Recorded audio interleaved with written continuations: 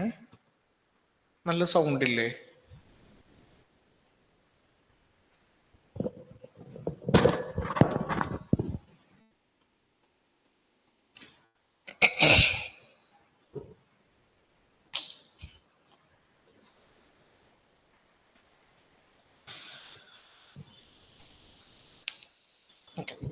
നമ്മൾ കഴിഞ്ഞ ക്ലാസ്സിൽ നോക്കിക്കൊണ്ടിരുന്നത് പോസ്റ്റ് മൗര്യൻ പീരീഡിന്റെ പല ഡെവലപ്മെന്റ്സിനെ പറ്റിയിട്ടാണ്. അപ്പം കൾച്ചറൽ ഡെവലപ്മെന്റ്, പൊളിറ്റിക്കലായിട്ട് വരുന്ന മാറ്റങ്ങൾ, നമുക്ക് നോക്കാനുള്ളത് റിലീജിയസ് ആയിട്ടുള്ള ഡെവലപ്മെന്റ്സ് ആണ്. ഇതില്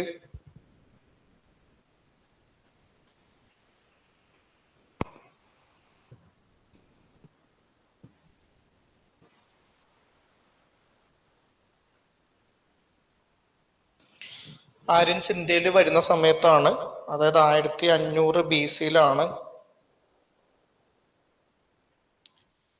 ഋഗ്വേദിക് റിലീജിയൻ ഉണ്ടാകുന്നത്. ഋഗ്വേദയിൽ പറയുന്ന മതം ഋഗ്വേദിക് റിലീജിയൻ. അതിനുശേഷം ഒരു 1000 BC ആയപ്പോഴേക്കും യജുർവേദ കമ്പോസ് ചെയ്യപ്പെടുകയും യജുർവേദയിൽ ബ്രാഹ്മണന്മാരുടെ ഇമ്പോർട്ടൻസ് കൂടുകയും ചെയ്യുന്നതായിട്ട് കാണാൻ പറ്റുന്നുണ്ട്. അതോട് കൂടിയിട്ട് ഇത് എന്തായി മാറി? ബ്രാഹ്മണിക്കൽ റിലീജിയൻ ആയിട്ട് മാറി. പിന്നെ ഈ റിലീജിയനെ നമ്മൾ വിളിക്കുന്നത് ബ്രാഹ്മണിക്കൽ റിലീജിയൻ എന്നാ. ബ്രാഹ്മണന്മാർക്ക് ഇമ്പോർട്ടൻസ് ഉള്ള മതം എന്നുള്ള അർത്ഥത്തിൽ അതിനെ ബ്രാഹ്മണിക്കൽ റിലീജിയൻ എന്നാ വിളിക്കുക. പിന്നെ 600 BC ആയപ്പോഴേക്കും പിന്നീട് എന്ത് സംഭവിച്ചു? പറയേ. ഒന്ന്, ബുദ്ധിസം, ജൈനിസം പോലുള്ള പുതിയ മതങ്ങൾ ഉണ്ടായി. കാരണം ബ്രാഹ്മണിക്കൽ റിലീജിയനിൽ ബ്രാഹ്മണന്മാർക്കൊരു മോണോപ്പൊളി ഉണ്ട്. പിന്നെ അതിന്റെ ഉള്ളിൽ റിച്വൽസിനൊക്കെ ഇമ്പോർട്ടൻസ് കൂടുതൽ കൊടുക്കുന്നുണ്ട്. ചാതുർവർണ്ണ സിസ്റ്റം ഉണ്ട്. അപ്പൊ അതിനൊക്കെ എതിരെയുള്ള ഒരു ഓപ്പോസിഷൻ ആയിട്ട് ബുദ്ധിസം ആൻഡ് ജൈനിസം വരുന്നത് അറൌണ്ട് ഒരു 600 BC-യിലാണ്. ഈ സമയത്ത് തന്നെ ബുദ്ധിസം, ജൈനിസം മാത്രമല്ല കേട്ടോ ബ്രാഹ്മണിക്കൽ റിലീജിയനിൽ വരുന്നത്. അതിനെതിരെ വരുന്നത് മാത്രമല്ലാതെ ഉപനിഷത്തുകൾ കമ്പോസ് ചെയ്യപ്പെടുന്നുണ്ട്. ഇത് നിങ്ങളൊന്ന് വരച്ചു വെക്കണേ. കാര്യം മനസ്സിലാക്കി വരച്ചു വെക്കണം. കാര്യം കഴിഞ്ഞ കുറച്ച് വർഷങ്ങളായിട്ട് റിലീജിയസ് ഹിസ്റ്ററി ആയിട്ട് ബന്ധപ്പെട്ടിട്ടുള്ള ചോദ്യങ്ങൾ വീണ്ടും വീണ്ടും വരുന്നത് കൊണ്ടാണ്. അപ്പോൾ ബ്രാഹ്മണിക്കൽ റിലീജിയനിൽ പ്രശ്നങ്ങളുണ്ട്. ബുദ്ധിസം ആൻഡ് ജൈനിസം എന്ന് പറയുന്നത് ഈ റിലീജിയനെ ഓപ്പോസ് ചെയ്യുന്ന പുതിയ മതങ്ങളാണ്. ഉപനിഷത്ത് എന്ന് പറയുന്നത് ഇതിന്റെ ഉള്ളിൽ തന്നെയാണ്, പക്ഷെ ഇതിനുള്ള പ്രശ്നങ്ങളെ പരിഹരിക്കാൻ വേണ്ടിയിട്ടുള്ള ഒരു ശ്രമമായിട്ടാണ് നമുക്ക് കാണാൻ പറ്റുന്നത്. അപ്പം വേദങ്ങളുടെ ഭാഗമായിട്ട് വേദങ്ങളുടെ ഏറ്റവും അവസാനം എഴുതപ്പെട്ട ഗ്രന്ഥത്തിന്റെ പേരാണ് ഉപനിഷത്ത്. വേദാന്ത എന്നതിനെ വിളിക്കാറുണ്ട്. ആ ഉപനിഷത്ത് എന്ന് പറയുന്നതും ബ്രാഹ്മണന്മാരുടെ ആ ഒരു മോണോപ്പൊളിനെ ചെറുക്കാൻ വേണ്ടിയിട്ടുള്ള ശ്രമമാണ്.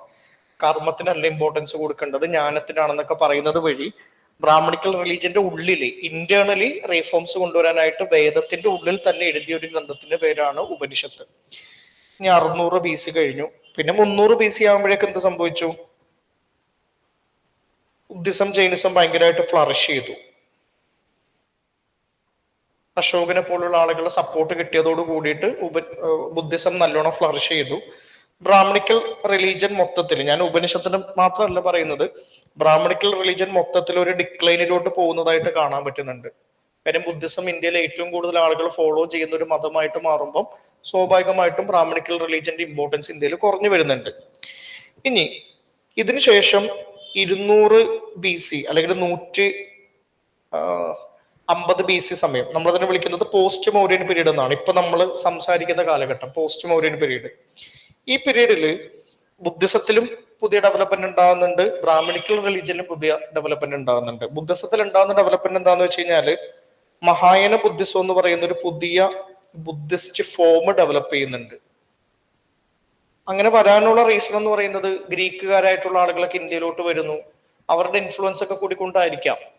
ബുദ്ധനെ ദൈവമായിട്ട് കാണാൻ തുടങ്ങി. പിന്നെ ഒരുവിധം എല്ലാ റിലീജിയനിലും ഒരു 400 വർഷം കഴിയുമ്പോൾ പൊതുവെ ആ റിലീജിയന്റെ ഫൗണ്ടർ പതിയെ ദൈവമായിട്ട് മാറാറുണ്ട്. അത് പൊതുവെ എല്ലാ റിലീജിയനിലും സംഭവിക്കുന്ന ഒരു കാര്യമാണ്. അപ്പൊ മഹായാന ബുദ്ധിസം എന്ന് പറയുന്ന പുതിയൊരു ബുദ്ധിസത്തിന്റെ ഉള്ളിലുള്ള ഒരു സെക്ട് വന്നു. ഞാൻ ആ സെക്റ്റിനെ പറ്റിയിട്ട് ഡീറ്റെയിൽ ആയിട്ട് പറയാം. ഇപ്പൊ നിങ്ങൾ ഇങ്ങനെ ഒരു സെക്ട് വന്നു എന്ന് മാത്രം ഒന്ന് ഓർത്തു വെച്ചാൽ മതി. അതേപോലെ തന്നെ ഈ ബ്രാഹ്മണിക്കൽ റിലീജിയൻ ഡിക്ലൈന് ശേഷം കുറച്ചും കൂടി ഒന്ന് ഉയർന്നു വരാനായിട്ടുള്ള ശ്രമങ്ങൾ നടത്തുന്നതിന്റെ ഭാഗമായിട്ട് ഈ സമയത്താണ് പുരാണങ്ങൾ എഴുതപ്പെടുന്നത്. പുരാണാസ്. ഈ പുരാണങ്ങളിലാണ് ആദ്യമായിട്ട് വിഷ്ണുവിന്റെ അവതാരങ്ങൾ എന്ന് പറയുന്ന ഒരു കൺസെപ്റ്റ് വരുന്നത്. അതായത് ബ്രാഹ്മണിക്കൽ റിലീജിയൻ വന്ന സമയത്ത് തന്നെ ആദ്യം ഇന്ദ്രനും അഗ്നിയും വരുണനൊക്കെ ആയിരുന്നു ഇമ്പോർട്ടന്റ് ആയിട്ടുള്ള ദൈവങ്ങൾ. പക്ഷെ ബ്രാഹ്മണിക്കൽ റിലീജിയൻ വന്ന സമയത്ത് വിഷ്ണു, രുദ്ര, പ്രജാപതി എന്ന് പറയുന്ന 3 ദൈവങ്ങൾ ഇമ്പോർട്ടന്റ് ആയിരുന്നു. അതിൽ പ്രജാപതി എന്ന് പറയുന്നത് പിന്നീട് ബ്രഹ്മാവായിട്ട് മാറുന്നു. രുദ്ര എന്ന് പറയുന്നത് പുരാണങ്ങൾ വരുന്ന സമയത്താണ് രുദ്ര എന്തായി മാറുന്നത്, ശിവനായിട്ട് മാറുന്നത്. വിഷ്ണുവിന്റെ കാര്യത്തിലാണെങ്കിൽ പുരാണങ്ങൾ വന്ന സമയത്ത് വിഷ്ണുവിന്റെ അവതാരങ്ങൾ എന്ന് പറയുന്ന ഒരു കൺസെപ്റ്റ് വന്നു തുടങ്ങി. അപ്പൊ നമ്മൾ ഇന്ന് കാണുന്ന ഹിന്ദു മതത്തിന്റെ കുറെ ഫീച്ചേഴ്സ് ആക്ച്വലി വരുന്നത് പുരാണങ്ങൾ എഴുതപ്പെടുന്നതോട് കൂടിയിട്ടാണ്. ഈ വിഷ്ണുവിന്റെ അവതാരങ്ങള്, രുദ്ര എന്ന് പറയുന്ന ദൈവത്തിനെ കൈലാസത്തില് ധ്യാനം ചെയ്യുന്ന ശിവൻ എന്ന് പറയുന്ന രൂപത്തിലാക്കി മാറ്റുന്നത്, അതെല്ലാം പുരാണങ്ങളോട് കൂടിയിട്ടാണ്. കാര്യം കുറെ പുരാണങ്ങളുണ്ട്, വിഷ്ണു പുരാണ, മത്സ്യപുരാണ ഒക്കെ പറഞ്ഞ കുറെ പുരാണങ്ങളുണ്ട്. അപ്പൊ അതിൻ്റെ ഉള്ളില് ഈ ദൈവങ്ങൾക്ക് പുതിയ കഥകളും പുതിയ ആട്രിബ്യൂട്ടുകളൊക്കെ വരുന്നതായിട്ടാണ് കാണാൻ പറ്റുന്നത്. അതിൽ ഈ പുരാണങ്ങളിലാണ് വിഷ്ണുവിന്റെ അവതാരങ്ങൾ എന്ന് പറയുന്ന ഒരു കൺസെപ്റ്റ് വരുന്നത്. ശരിക്കും വിഷ്ണുവിന്റെ അവതാരങ്ങൾ എന്ന് പറയുന്ന ഒരു കൺസെപ്റ്റ് പുരാണങ്ങൾ എഴുതപ്പെടുന്ന സമയത്ത് കുറച്ച് പുതിയ സംഭവവികാസങ്ങൾ നടക്കുന്നുണ്ട്. ഇപ്പൊ ഒരു ഉദാഹരണം പറഞ്ഞു കഴിഞ്ഞാല്, ഈ ബ്രാഹ്മണിക്കൽ റിലീജിയൻ അല്ലാതെ ഓരോ നാടിനും അവരുടേതായിട്ടുള്ള ദൈവങ്ങൾ ഇന്ത്യയിലുണ്ട്. ഇപ്പൊ ഒരു ഉദാഹരണം പറഞ്ഞു കഴിഞ്ഞാല്, ഇപ്പോ പരശുരാമൻ എന്നൊക്കെ പറയുന്നത് ഒരു പ്രത്യേക ഏരിയയുടെ ദൈവങ്ങളാണ്. ഇപ്പൊ അയ്യപ്പൻ എന്ന് പറയുന്നത് കേരളത്തിൽ ഉള്ള ഒരു മേജർ ആയിട്ടുള്ള ഒരു ദൈവമായിട്ടല്ലേ വരുന്നത്. ഈ പറയുന്ന എല്ലാ ദൈവങ്ങളെയും പതിയെ പതിയെ പുരാണങ്ങൾ എഴുതുന്നതോട് കൂടിയിട്ട് ഹിന്ദു മതത്തിന്റെ ഭാഗമാക്കി പതിയെ പതിയെ മാറ്റുന്നുണ്ട്.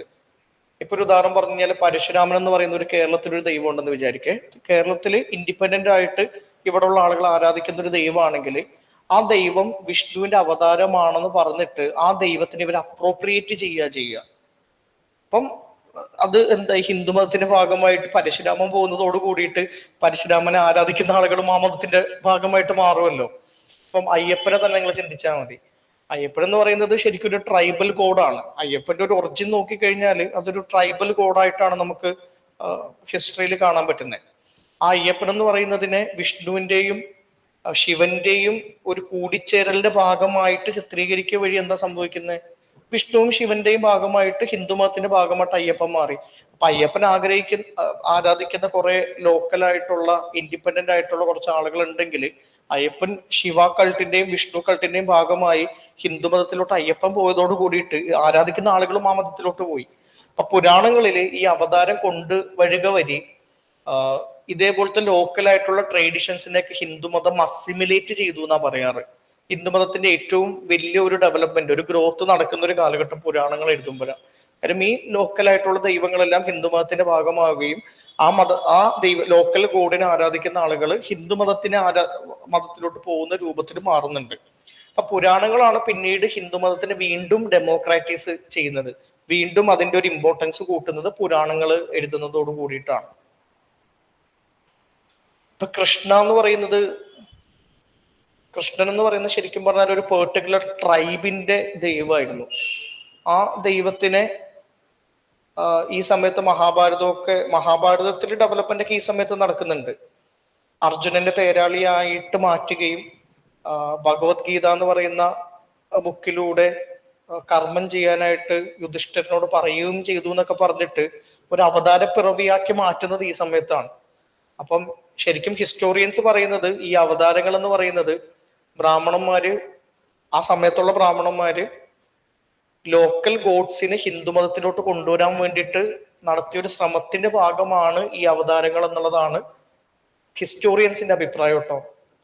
ഇവൻ ഗൗതം സിദ്ധാർത്ഥ വിഷ്ണുവിന്റെ അവതാരമാണെന്ന് പറഞ്ഞ ആളുകൾ ആ സമയത്ത് ഉണ്ടായിട്ടുണ്ട്. കാര്യം അദ്ദേഹത്തിനെയും കൂടി കൊണ്ടുവന്നു കഴിഞ്ഞാൽ പിന്നെ ബുദ്ധമതത്തിന്റെ ആളുകളെല്ലാം ഇങ്ങോട്ട് വരുമല്ലോ. ഇതൊക്കെ വളരെ ബുദ്ധിപൂർവ്വം ചെയ്യുന്നതാണെന്നൊന്നും എനിക്കറിയില്ല. ഇതൊക്കെ ഹിസ്റ്റോറിക്കൽ ഒപ്പീനിയൻസ് ആണ്. ഞാനിത് പറയുന്നത് ഇങ്ങനെ ഇവർ മതം വളർത്തിയത് കാണിക്കാൻ വേണ്ടിയിട്ടൊന്നും അല്ല കേട്ടോ. പക്ഷെ നിങ്ങൾക്കൊരു പിക്ചർ കിട്ടും, പഠിക്കാൻ എളുപ്പമാവും എന്നുള്ളത് കൊണ്ടിട്ടാണ്. നമുക്ക് ഒരു നറേറ്റീവ് കിട്ടിക്കഴിഞ്ഞാൽ നമുക്ക് പഠിക്കാൻ എളുപ്പമാണ്, അത്രേ ഉള്ളൂ. അല്ലാതെ ഇതിനെ മനസ്സിലോട്ടൊന്നും എടുക്കണ്ട കേട്ടോ. നമ്മുടെ റിലീജിയസ് ഫീലിങ്സ് ഒന്നും അതുകൊണ്ട് ഒരു രീതിയിലും ഹേർട്ട് ആകേണ്ട കാര്യമില്ല. ഇങ്ങനെയാണ് ഇതിന്റെ ഹിസ്റ്റോറിക്കൽ എക്സ്പ്ലനേഷൻ എന്ന് പറയുന്നത്. അപ്പൊ നിങ്ങൾ നോക്കിയേ, ഈ സമയത്ത് പോസ്റ്റ് മൗര്യൻ പീരീഡില് രണ്ട് ഡെവലപ്മെന്റ് ഉണ്ടാകുന്നത്. ഒന്ന് പുരാണങ്ങള്, അതേപോലെ തന്നെ മഹായാന ബുദ്ധിസം. ഈ ഒരു സാധനം ഇല്ലേ, ഇത് നിങ്ങൾക്ക് നല്ലൊരു ക്ലാരിറ്റി വേണേ. കാര്യം ഞാൻ ഇപ്പൊ പറയുമ്പോൾ നിങ്ങൾ അതിന് വളരെ ലൈറ്റ് ആയിട്ടാണ് എടുക്കുന്നത്. പക്ഷെ എക്സാമിന്റെ കഴിഞ്ഞ കൊല്ലത്തെ കുറച്ച് ട്രെൻഡുകൾ നോക്കിക്കഴിഞ്ഞാൽ ഈ ഒരു എക്സ്പ്ലനേഷനിൽ നിന്ന് ചോദ്യങ്ങൾ ധാരാളമായിട്ട് വരാനുള്ള സാധ്യത ഉണ്ട്. മാത്രമല്ല മിക്ക കുട്ടികൾക്ക് ഇത് അറിയൂല്ല. ഇതൊരു ക്ലാരിറ്റിയോട് കൂടിയിട്ട് മിക്ക ക്ലാസ്സിലും പറയുന്നില്ല എന്നാണ് എനിക്ക് തോന്നിയിട്ടുള്ളത്. അപ്പം ഇത് നല്ലോണം ഒന്ന് പഠിച്ചു വെക്കണം, ഇതിലൊരു ധാരണ വേണം.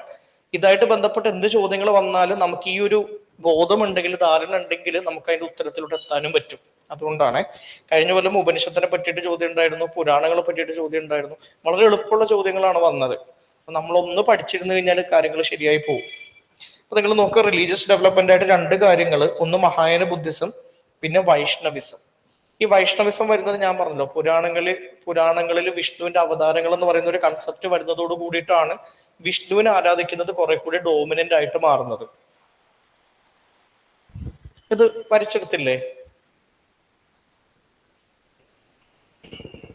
വായിക്കാലോ.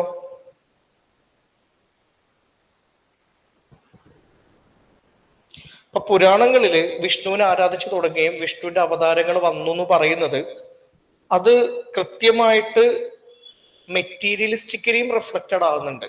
ആ പുരാണങ്ങളിൽ വിഷ്ണുവിന് കുറെ അവതാരങ്ങളുണ്ട്, 10 അവതാരങ്ങളുണ്ടെന്ന് പറയുന്ന ഒരു കൺസെപ്റ്റ് വന്നത് ആ 10 അവതാരങ്ങൾ അല്ലെങ്കിൽ വിഷ്ണുവിന്റെ അവതാരങ്ങളായിട്ടുള്ള ആളുകളെ ആരാധിക്കാൻ വേണ്ടിയിട്ട് എന്തെങ്കിലും രൂപത്തിലുള്ള സംഭവങ്ങൾ ക്രിയേറ്റ് ചെയ്യുന്നതും നമുക്ക് ഈ കാലഘട്ടത്തിൽ മനസ്സിലാക്കാൻ പറ്റുന്നുണ്ട്.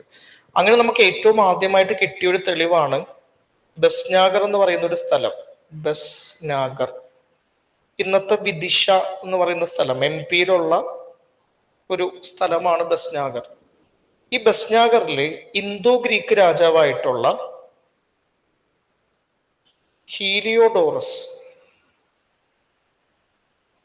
ഇന്തോ ഗ്രീക്ക് രാജാവായിട്ടുള്ള ഹീലിയോഡോറസ് ബസ്നാഗർ എന്ന് പറയുന്ന സ്ഥലത്ത് ഒരു പില്ലർ പണിയും. ഈ പില്ലർ നിങ്ങൾ നോക്കിയേ, ഈ പില്ലർ കണ്ടിട്ട് എന്തെങ്കിലും പില്ലറായിട്ട് സാമ്യമുണ്ടോ? പെട്ടെന്ന് കണ്ടു കഴിഞ്ഞാൽ ഒരു മൗര്യൻ പില്ലർ പോലെ തോന്നില്ലേ? മൗര്യൻ പില്ലറിന്റെ അതേ ആകൃതിയിൽ, അതേ മാതൃകയിൽ ഇദ്ദേഹം എന്ത് ചെയ്തു? ഒരു പുതിയ പില്ലർ പണിതു. ബസ്നാഗർ പില്ലർ എന്നാണ് പറയാ. ആ പില്ലറിൽ ഒരു ഇൻസ്ക്രിപ്ഷനും ഉണ്ട്. ബസ്നാഗർ പില്ലർ ഇൻസ്ക്രിപ്ഷൻ ഓഫ് ഹീലിയോഡോറസ് എന്നാണ് അതിനെ നമ്മൾ വിളിക്കാറുള്ളത്. ഈ പില്ലറില് ഇൻസ്ക്രിപ്ഷന്റെ അവിടെയാണ് ആദ്യമായിട്ട് വിഷ്ണുവിനെ ആരാധിച്ചു എന്നുള്ളതിന്റെ തെളിവ് നമുക്ക് ആദ്യമായിട്ട് കിട്ടുന്നത്. അത് റിലീജിയസ് ഹിസ്റ്ററിയിൽ വളരെ ഇമ്പോർട്ടൻ്റ് ആയിട്ടുള്ള ഒരു ഫാക്റ്റ് ആണ്. അതായത് ഇന്നത്തെ നമ്മളൊരു കാലഘട്ടം എങ്ങനെയാണ് ഹിസ്റ്ററി കൊണ്ട് ഇവോൾവ് ചെയ്തേക്കുന്നത് എന്നുള്ളതാണ് ഇമ്പോർട്ടൻ്റ് ആയിട്ട് നമ്മൾ എപ്പോഴും മനസ്സിലാക്കേണ്ടത്. ഇന്നത്തെ ഇന്ത്യയിലെ തന്നെ ഏറ്റവും ഡോമിനന്റ് ആയിട്ടുള്ള ഗോഡായിട്ടുള്ള വിഷ്ണുവിനെ ആരാധിച്ചതിന്റെ മെറ്റീരിയൽ എവിഡൻസ് ഏറ്റവും ആദ്യം കിട്ടുന്നത് എവിടെ നിന്നാ? ഈ ബസ്നാഗർ പില്ലർ ഇൻസ്ക്രിപ്ഷനിൽ നിന്നാ. ലിറ്റററി എവിഡൻസ് പുരാണങ്ങളിലുണ്ട്, മെറ്റീരിയൽ എവിഡൻസ് ആയിട്ട് നമുക്ക് കാണാൻ പറ്റുന്നത് ഹീലിയോഡോറസിന്റെ ഈ പില്ലറിൽ നിന്നാണ്. 2023 നമുക്ക് മാച്ച് ദി ഫോളോയിങ് ആയിട്ട് ബന്ധപ്പെട്ടൊരു ചോദ്യം ഉണ്ടായിരുന്നു. ഒരു സൈഡിൽ ഈ ബസ്നാഗർ തന്നിട്ടുണ്ടായിരുന്നു, അപ്പുറത്തെ സൈഡിൽ what it is well known for, അത് എന്തിന് വെൽ നോൺ ഫോർ ആണെന്ന് തന്നിട്ടുണ്ടായിരുന്നു. ബസ്നാഗർ മാത്രമല്ല, വേറെ 2 ഓപ്ഷൻ കൂടി ഉണ്ടായിരുന്നു. ഈ ബസ്നാഗറിന്റെ അവിടെ അവർ കൊടുത്തിരുന്നത് ഷൈവൈറ്റ് കേവ് ശ്രൈൻ എന്നായിരുന്നു. അതായത് ശിവനെ വർഷിപ്പിക്കാൻ വേണ്ടിയിട്ടുള്ള കേവ്, ഗുഹകൾ ഉണ്ടാക്കിയ ഒരു സ്ഥലം അല്ല. ബസ്നാഗർ ഫേമസ് ആയിരിക്കുന്നത് വിഷ്ണുവിന്റെ കൾട്ട്, വിഷ്ണുവിനെ ആരാധിക്കുന്നതിന്റെ ഏറ്റവും ആദ്യത്തെ മെറ്റീരിയൽ എവിഡൻസ് കിട്ടുന്നു എന്നുള്ളത് കൊണ്ടാണ്. അപ്പൊ അതിന്റെ ഒരു സിഗ്നിഫിക്കൻസ് നിങ്ങൾ മനസ്സിലാക്കണേ. നമ്മൾ ഇന്നത്തെ റിലീജിയനിൽ വിഷ്ണു എന്ന് പറയുന്നത് എത്ര ഇമ്പോർട്ടന്റ് ആയിട്ടുള്ള ഒരു ഗോഡാണെന്ന് നമുക്കറിയാം. അതിന്റെ തുടക്കം വരുന്നത് ഇവിടെ നിന്ന്. അതുകൊണ്ടാണ് ആ ബസ്നാഗറിനെ പറ്റിയിട്ട് അവർ ചോദ്യം ചോദിച്ചത്. പലപ്പോഴും ഇതേപോലെ ഏതെങ്കിലും സ്ഥലം തന്നിട്ട് അതിന്റെ ഇമ്പോർട്ടൻസ് ഒക്കെ ചോദിക്കുന്ന സമയത്ത് ആ സ്ഥലത്തിന് എക്സ്ട്രീംലി ഇമ്പോർട്ടൻസ് ഉണ്ട്, പക്ഷെ നമ്മളൊരു പ്രിപ്പറേഷൻ തുടങ്ങുന്ന സമയത്ത് അതിന്റെ ഇമ്പോർട്ടൻസ് പെട്ടെന്ന് വായിക്കുമ്പോൾ നമുക്ക് തിരിച്ചറിയാൻ പറ്റാത്തത് കൊണ്ടാണ്. ഇപ്പൊ ഞാൻ വീണ്ടും പറയാണ്, ഇപ്പം വിഷ്ണു എന്ന് പറയുന്നത് ഇന്നത്തെ ഇന്ത്യയുടെ ഏറ്റവും ഡോമിനന്റ് ആയിട്ടുള്ള ഗോഡിനെ ആരാധിച്ചതിന്റെ ഏറ്റവും ആദ്യത്തെ തെളിവ് കിട്ടുന്നു എന്നൊക്കെ പറയുമ്പോഴാണ് നിങ്ങൾക്ക് അതിന്റെ ഒരു ഇമ്പോർട്ടൻസ് തോന്നുന്നത്. പക്ഷെ ബുക്കിൽ അങ്ങനെയൊന്നും പറയുന്നില്ല. ബുക്കിൽ വെറുതെ വിഷ്ണുവിനെ പറ്റിയിട്ടുള്ള ഒരു മെൻഷൻ ഉള്ള ഒരു പില്ലർ വന്നു എന്ന് മാത്രമേ പറയുന്നുള്ളൂ. അപ്പൊ നമ്മൾ വെറുതെ അത് വായിച്ചു പോകും. പക്ഷെ അതിന്റെ റിലവൻസ് എന്ന് പറയുന്നത് ഇന്നത്തെ നമ്മുടെ റിലീജിയനായിട്ട് വളരെയധികം ബന്ധമുള്ള ഒരു ഇൻസിഡന്റ് ആയിട്ടാണ് ഈ ബസ്നാഗർ പില്ലർ ഇൻസ്ക്രിപ്ഷൻ ഓഫ് ഹീലിയോഡോറസിൽ നമുക്ക് കാണാൻ പറ്റുന്നത്.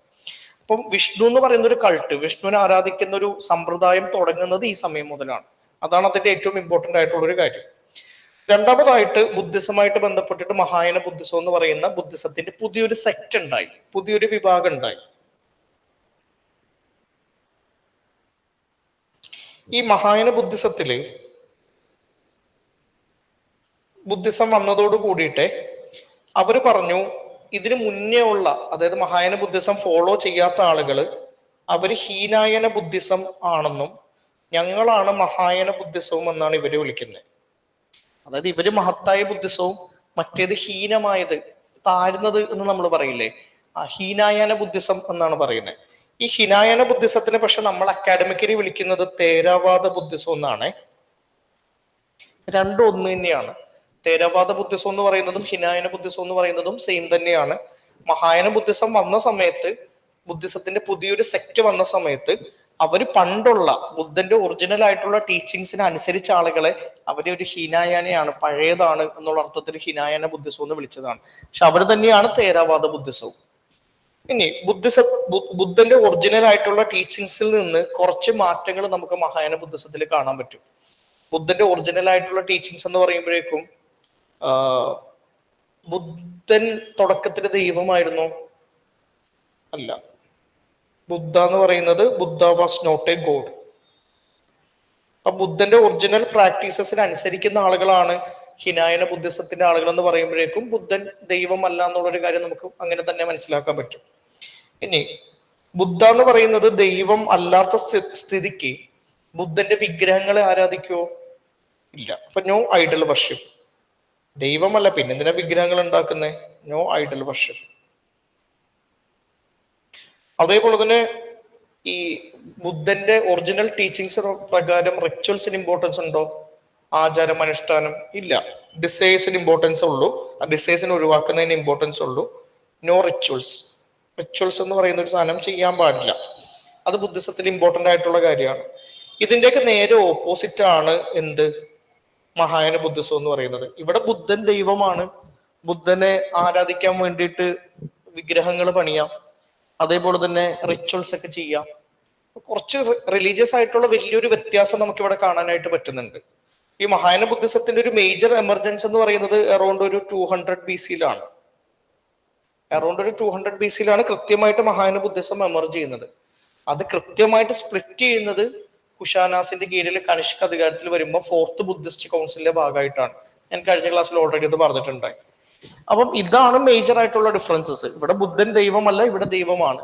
ഇവിടെ ബുദ്ധനെ ആരാധിക്കാൻ വേണ്ടിയിട്ട് വിഗ്രഹങ്ങൾ ഉണ്ടാക്കുന്നില്ല, ഇവിടെ വിഗ്രഹങ്ങൾ ഉണ്ടാക്കുന്നുണ്ട്. ഇവിടെ റിച്വലുകൾക്ക് ഇമ്പോർട്ടൻസ് കൊടുക്കുന്നുണ്ട്, ഇവിടെ റിച്വൽസിന് ഇമ്പോർട്ടൻസ് കൊടുക്കുന്നുണ്ട്.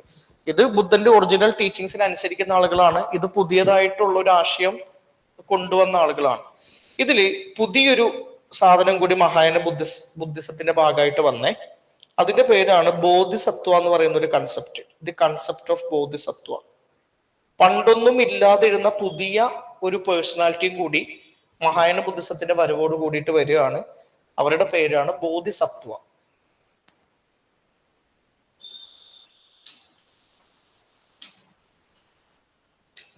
ഈ ബോധിസത്വ നിങ്ങൾ കേട്ടിട്ടുണ്ടോ എപ്പോഴെങ്കിലും? എങ്ങനെ കേട്ടു? ബുക്ക് വായിച്ചപ്പോ കണ്ടതാണോ? ശരി, ഞാൻ കുറച്ച് ഇന്ത്യൻ റിലീജിയൻ ആയിട്ട് ബന്ധപ്പെട്ട 1-2 ചെറിയ കാര്യങ്ങൾ ചോദിക്കാം. അതിൻ്റെ ഒരു ഉത്തരം നിങ്ങളൊന്ന് പറയാൻ ശ്രമിക്കണേ. തെറ്റിപ്പോയിക്കോട്ടെ, കുഴപ്പമില്ല. നമ്മൾ പഴയ ജന്മങ്ങളിൽ ചെയ്ത കാര്യങ്ങൾ നമ്മുടെ അടുത്ത ജന്മത്തിൽ ബാധിക്കുമോ? അതായത് നമുക്ക് സംസാര എന്ന് പറയുന്ന ഒരു കൺസെപ്റ്റ് ഇല്ലേ? ഹിന്ദു മതത്തിലും ബുദ്ധമതത്തിലും ജൈന മതത്തിലും സംസാര എന്ന് പറയുന്ന ഒരു കൺസെപ്റ്റ് ഉണ്ട്. മരണം, ജനനം, മരണം, പുനർജന്മം. ഇതൊരു സൈക്കിളാണ് അല്ലേ?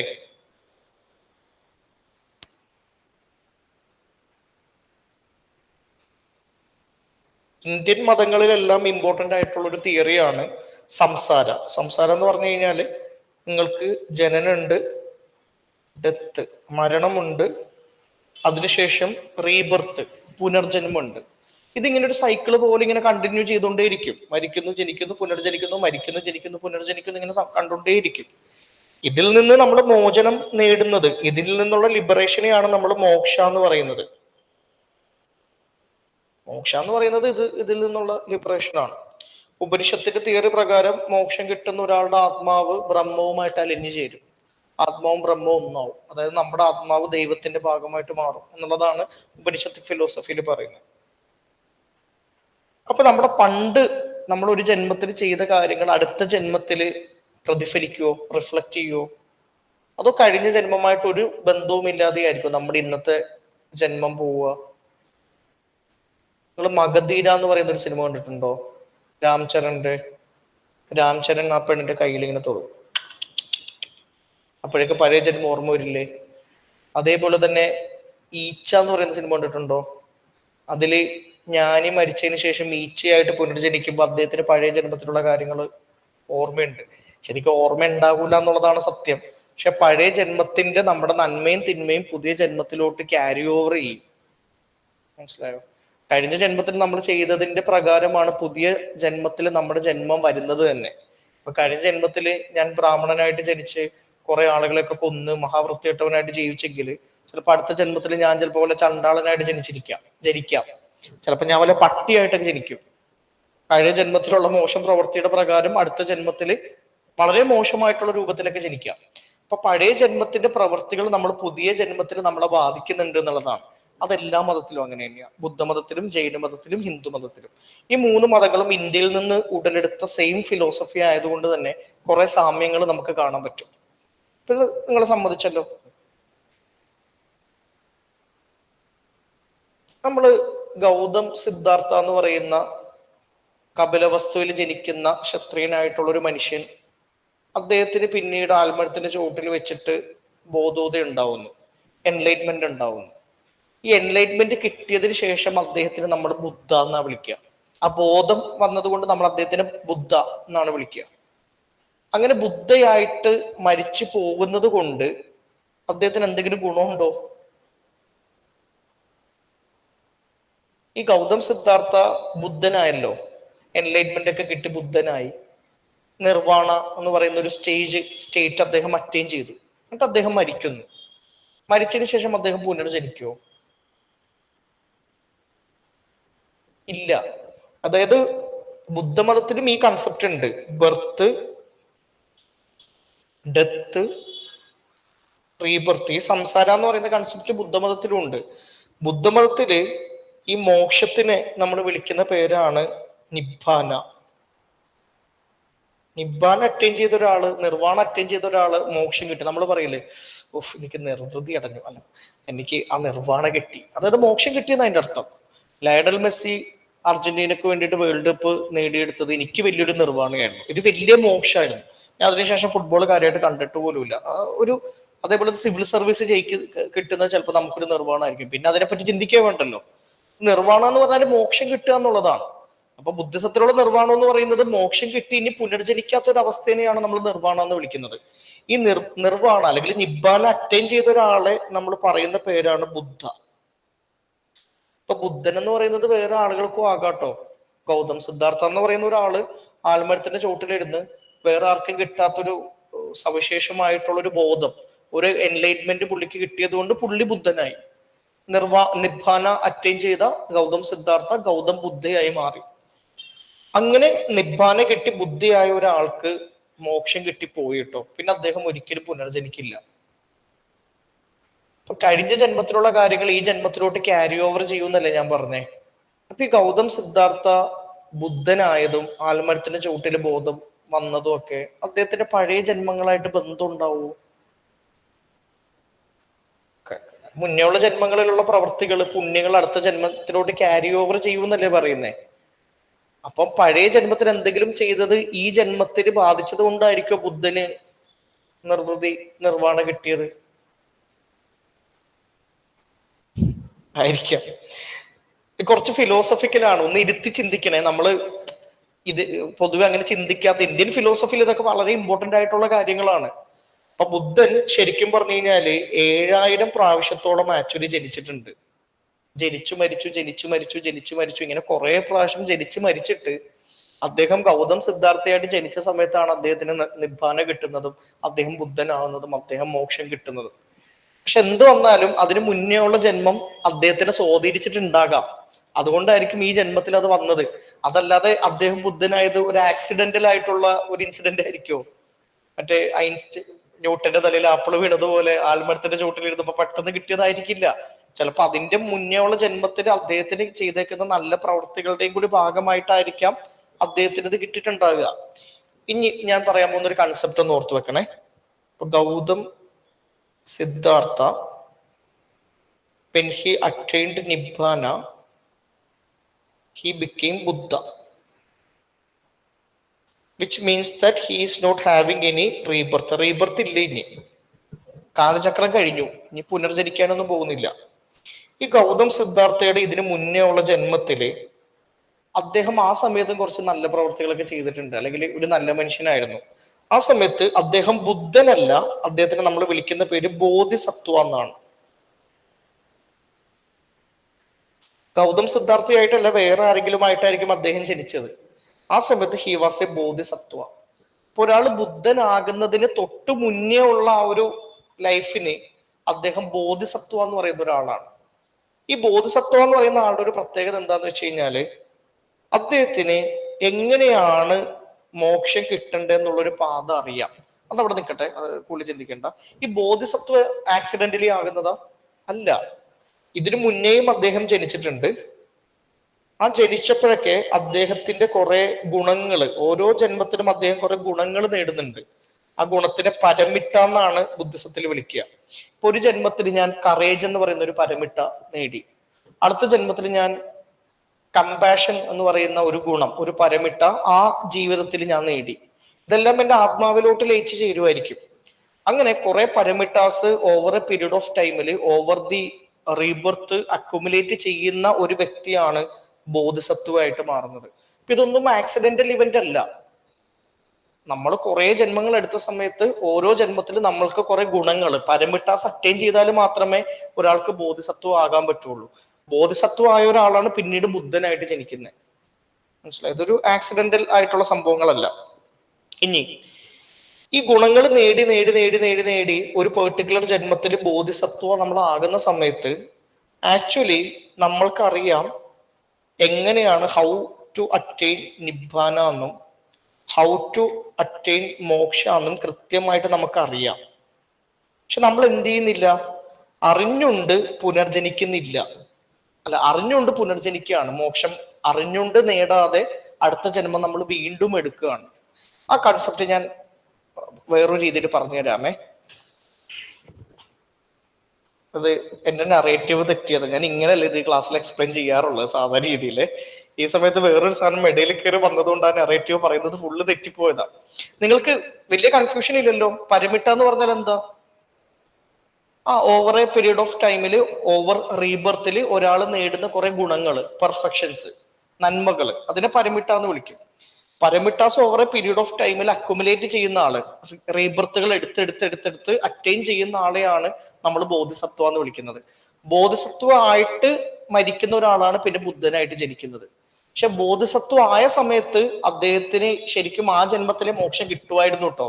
അദ്ദേഹം അറിഞ്ഞുകൊണ്ട് മോക്ഷം എടുക്കാത്തത് കൊണ്ട് അദ്ദേഹം പുതിയ ജന്മത്തിലോട്ട് വരുന്നേ.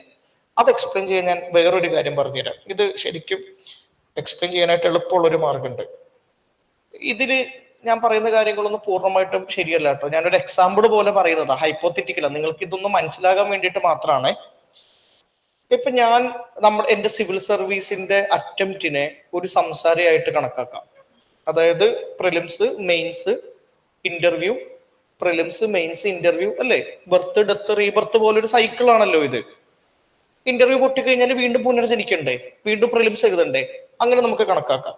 ഇപ്പൊ എന്റെ അറ്റംപ്റ്റ്, ആദ്യത്തെ സംസാരം, ഈ സംസാരയില് പ്രിലിംസിന് വേണ്ടി ഞാൻ നല്ലോണം പഠിച്ച് പ്രിലിംസിന്റെ ഒരു കണ്ടന്റ് ഡെവലപ്പ് ചെയ്യാനായിട്ട് എനിക്ക് പറ്റി. Laxmikant, spectrum, geography, NCERT book, ഇതൊക്കെ വായിച്ചിട്ട് പ്രിലിംസ്, ന്യൂസ് പേപ്പറൊക്കെ വായിച്ചിട്ട് പ്രിലിംസ് ഞാൻ ക്വാളിഫൈ ചെയ്തു. മോക്ഷം കിട്ടുമോ? ഇല്ല. എന്തുകൊണ്ടാ? മെയിൻസിന്റെ കാര്യത്തിനെ പറ്റിയൊന്നും പറഞ്ഞില്ലല്ലോ. അപ്പം അതില് മോക്ഷം കിട്ടാതെ രണ്ടാമത്തൊരു ജന്മം വീണ്ടും വരികയാണ്.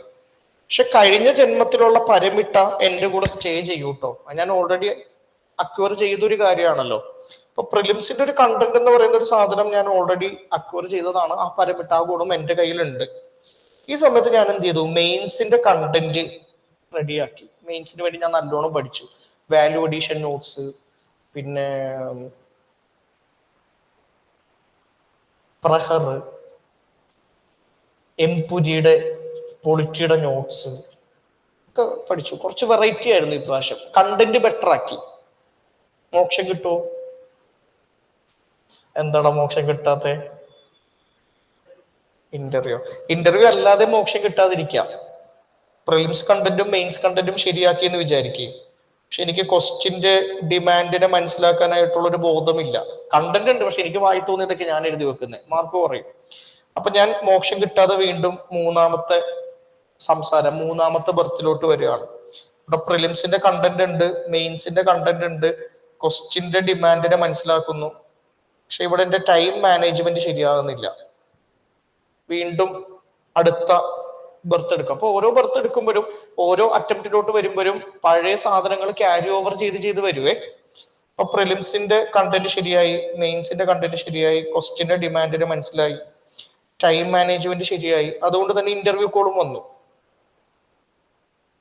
പക്ഷെ ഇന്റർവ്യൂ കിട്ടിയില്ല. അടുത്ത ഇതിലോട്ട് വരേണ്ടി വരും. അപ്പൊ പ്രിലിംസ്, മെയിൻസ്, ക്വസ്റ്റ്യന്റെ ഡിമാൻഡിന് മനസ്സിലാക്കി, ടൈം മാനേജ്മെന്റ് കംപ്ലീറ്റ് ആക്കി, ഇന്റർവ്യൂ നല്ല രീതിയിൽ കൊടുക്കും. ഈ സമയത്ത് ഞാൻ കയറണ്ടേ? അല്ല, എല്ലാം ശരിയായില്ലേ? എല്ലാം ശരിയായി. പക്ഷെ ഞാൻ അറിഞ്ഞുകൊണ്ട് എന്ത് ചെയ്യാണ്, അടുത്ത ഒരു അറ്റംപ്റ്റിലോട്ട് പോകാനായിട്ട് ആഗ്രഹിക്കുകയാണ്. അതായത് ഈ സമയത്ത് ഇതെല്ലാം നേടിയെടുത്ത് ഈ സിവിൽ സർവീസ് സംസാരയിൽ നിന്ന് മോക്ഷം കിട്ടാൻ വേണ്ടിയിട്ടുള്ള ഒരു സാധനം എൻ്റെ കയ്യിൽ ഉണ്ടായിരുന്നു. പക്ഷെ ഞാൻ വീണ്ടും ഒരു അറ്റംപ്റ്റില് അറിഞ്ഞുകൊണ്ട് അതിൽ നേടാതെ വീണ്ടും ഒരു അറ്റംപ്റ്റിന് വേണ്ടിയിട്ട് വരികയാണ്. അതെന്തിനു വേണ്ടിയാണെന്ന് വെച്ച് കഴിഞ്ഞാല്, എനിക്കിത് കയറാൻ അറിയാലോ, അടുത്തതിൽ ഞാൻ കയറും എന്താണെങ്കിലും. പക്ഷെ ആ സമയത്ത് ഒരു ടീച്ചറായി നിന്നിട്ട് ബാക്കിയുള്ള അനാഥ പ്രേതങ്ങൾക്കും കൂടി ഇത് കയറ്റാൻ വേണ്ടിയിട്ട് ഹെൽപ്പ് ചെയ്യാനായിട്ടുള്ള ഒരു അവസരം കൂടി എനിക്ക് കിട്ടില്ലേ? ഇതൊന്നും അല്ലാട്ടോ. അത് ഞാൻ ആദ്യമേ പറഞ്ഞ ഹൈപ്പോത്തറ്റിക്കലാണെന്ന് നല്ലോണം തള്ളു. അപ്പൊ ഇവിടെ ഞാനൊരു സിവിൽ സർവീസ് ബോധിസത്വമാണ്.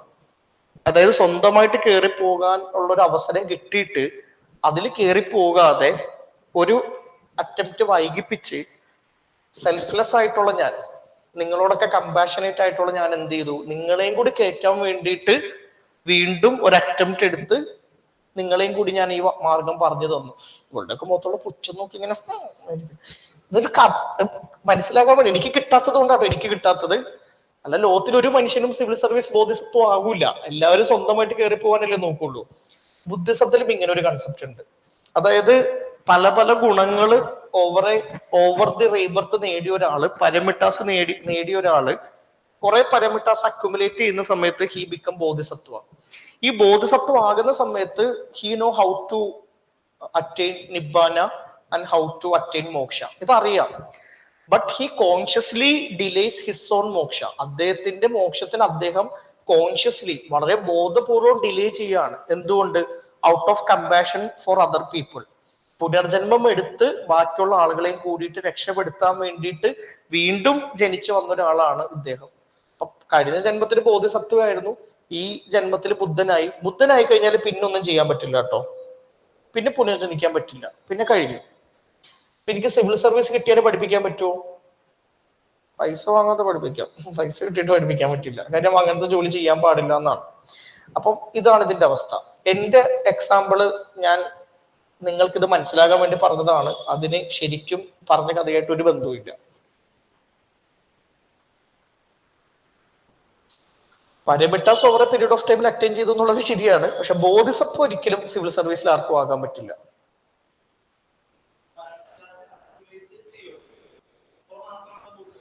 ആകാൻ പറ്റുള്ളൂ അല്ല. അതായത് നമുക്ക് ഇത്ര ഗുണങ്ങൾ നമ്മുടെ ആത്മാവിലോട്ട് വരണം, എന്നാലും മാത്രമേ നമ്മൾ ആ ബോധിസത്വ എന്ന് പറയുന്ന ഒരു സ്റ്റേറ്റിലോട്ട് എത്തുള്ളൂ. ഇത് ഭയങ്കര ഫിലോസഫിക്കൽ ആയിട്ടുള്ള ഏതോ ഡിസ്കഷൻ ആണ് കേട്ടോ സത്യം പറഞ്ഞാല്.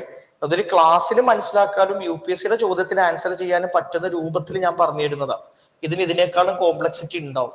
പക്ഷെ നമ്മൾ ബുദ്ധമതത്തിലോട്ടൊന്നും സ്വീകരിച്ചിട്ട് സന്യാസിയാകാനൊന്നും പോവാത്ത സ്ഥിതിക്ക് ഒരു എക്സാമിന് വേണ്ട കാര്യം മാത്രം നമ്മൾ പഠിച്ചാൽ മതി എന്നുള്ളതാണ്.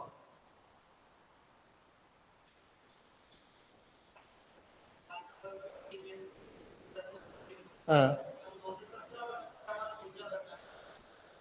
ബോധിസത്വമായിരുന്ന സമയത്ത് അദ്ദേഹം അടുത്ത ബുദ്ധനാകാൻ പോകുന്ന പ്രാവശ്യത്തെ ബർത്ത് മാറ്റിവെക്കും.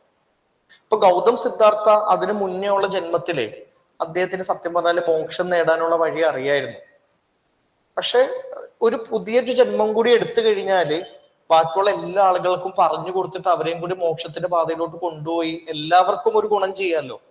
അപ്പൊ അതുകൊണ്ട് പുള്ളി അന്ന് ബുദ്ധനാകാതെ മരിച്ചതാ. പുനർജനിച്ച് ബുദ്ധിസം എന്ന് പറയുന്ന ഒരു മതം സ്പ്രെഡ് ചെയ്ത് ആ ബീഹാറിലുള്ള ആളുകൾക്കൊക്കെ മോക്ഷത്തിന്റെ വഴി പറഞ്ഞു കൊടുത്തതാ. പക്ഷെ അദ്ദേഹം ഗൗതം സിദ്ധാർത്ഥയായിട്ട് ജനിച്ച സമയത്ത് അദ്ദേഹത്തിന് പഴയ ജന്മത്തിൽ നടന്ന കാര്യങ്ങളെ പറ്റി അറിയില്ല. പക്ഷെ പഴയ ജന്മത്തിൽ നടന്ന കാര്യങ്ങൾ അദ്ദേഹത്തിനെ സ്വാധീനിച്ചത് കൊണ്ടാണ് അദ്ദേഹത്തിന് ആൽമരത്തിന്റെ ചോട്ടിലെത്തുന്ന സമയത്ത് ആ ബോധോദയം ഉണ്ടാകുന്നത്.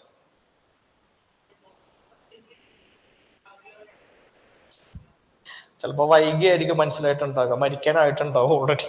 അല്ലെങ്കിൽ ഒന്നും കൂടി ജനിച്ചാൽ കൂടുതൽ പറഞ്ഞു കൊടുക്കാമല്ലോ. ഇപ്പൊ ഞാൻ 3 അറ്റംപ്റ്റ് ചെയ്യാതിരിക്കുന്നു, അപ്പം അത്രയും ആളുകളെ പഠിപ്പിച്ചുകൂടെ? ചിലപ്പോ അങ്ങനെ ചിന്തിച്ചിട്ടായിരിക്കാം. അതാ പറഞ്ഞത്, അതിന്റെ വളരെ കൃത്യമായിട്ടുള്ള ആ സാധനം എനിക്കറിയില്ല. ഒരു എക്സാമിന് മനസ്സിലാകേണ്ട രൂപത്തിലുള്ള കാര്യങ്ങൾ മാത്രമേ ഞാനും പഠിച്ചു വെച്ചിട്ടുള്ളൂ. നമുക്ക് അഡീഷണൽ ഒരു അറ്റംപ്റ്റ് കിട്ടുകയല്ലേ, ഒരു അവസരം കൂടി കിട്ടുകയല്ലേ, ജനിക്കാനുള്ള അവസരം കിട്ടുകയല്ലേ. കുറെ ആളുകൾക്ക് പറഞ്ഞിട്ട് പഠിച്ചൂടെ? അത്രേ ഉണ്ടാവുള്ളൂ. ഈ ബോധസത്വമാകുന്ന സമയത്തും അദ്ദേഹം ഇമ്പോർട്ടന്റ് പേഴ്സണാലിറ്റി തന്നെയാണ് കേട്ടോ. ആ സമയത്തും അദ്ദേഹം ആളുകൾ ഉപദേശിച്ചിട്ടൊക്കെ ഉണ്ട്. പക്ഷെ ബുദ്ധനാകുന്നത് ഏറ്റവും അവസാന സ്റ്റേറ്റില, പിന്നെ ഒരു പുനർജന്മം ഇല്ല. പറഞ്ഞുകൊണ്ട് അദ്ദേഹം വീണ്ടും ഒരു പുനർജന്മം എടുക്കുകയാണ് ബോധസത്വമായിരുന്നിട്ട്. എന്നിട്ട് ബുദ്ധനാവുന്നു, പിന്നെ മരിക്കുന്നു, പിന്നെ പുനർജന്മം ഇല്ലാത്തൊരവസ്ഥയിലോട്ട് പോകുന്നു. ചോദിക്കേ.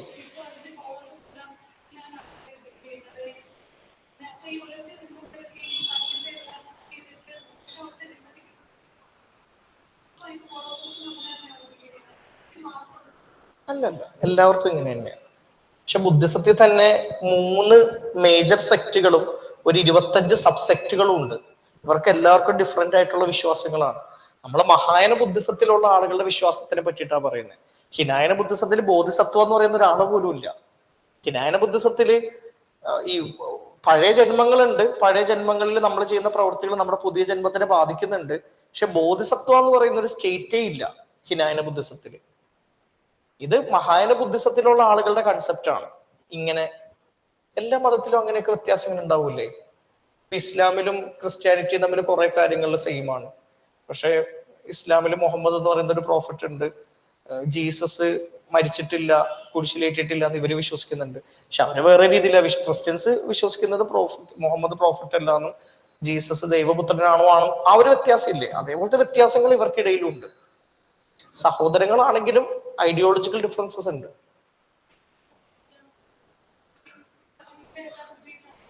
സിവിൽ സർവീസിലും അങ്ങനെ നടക്കുന്നില്ലല്ലോ.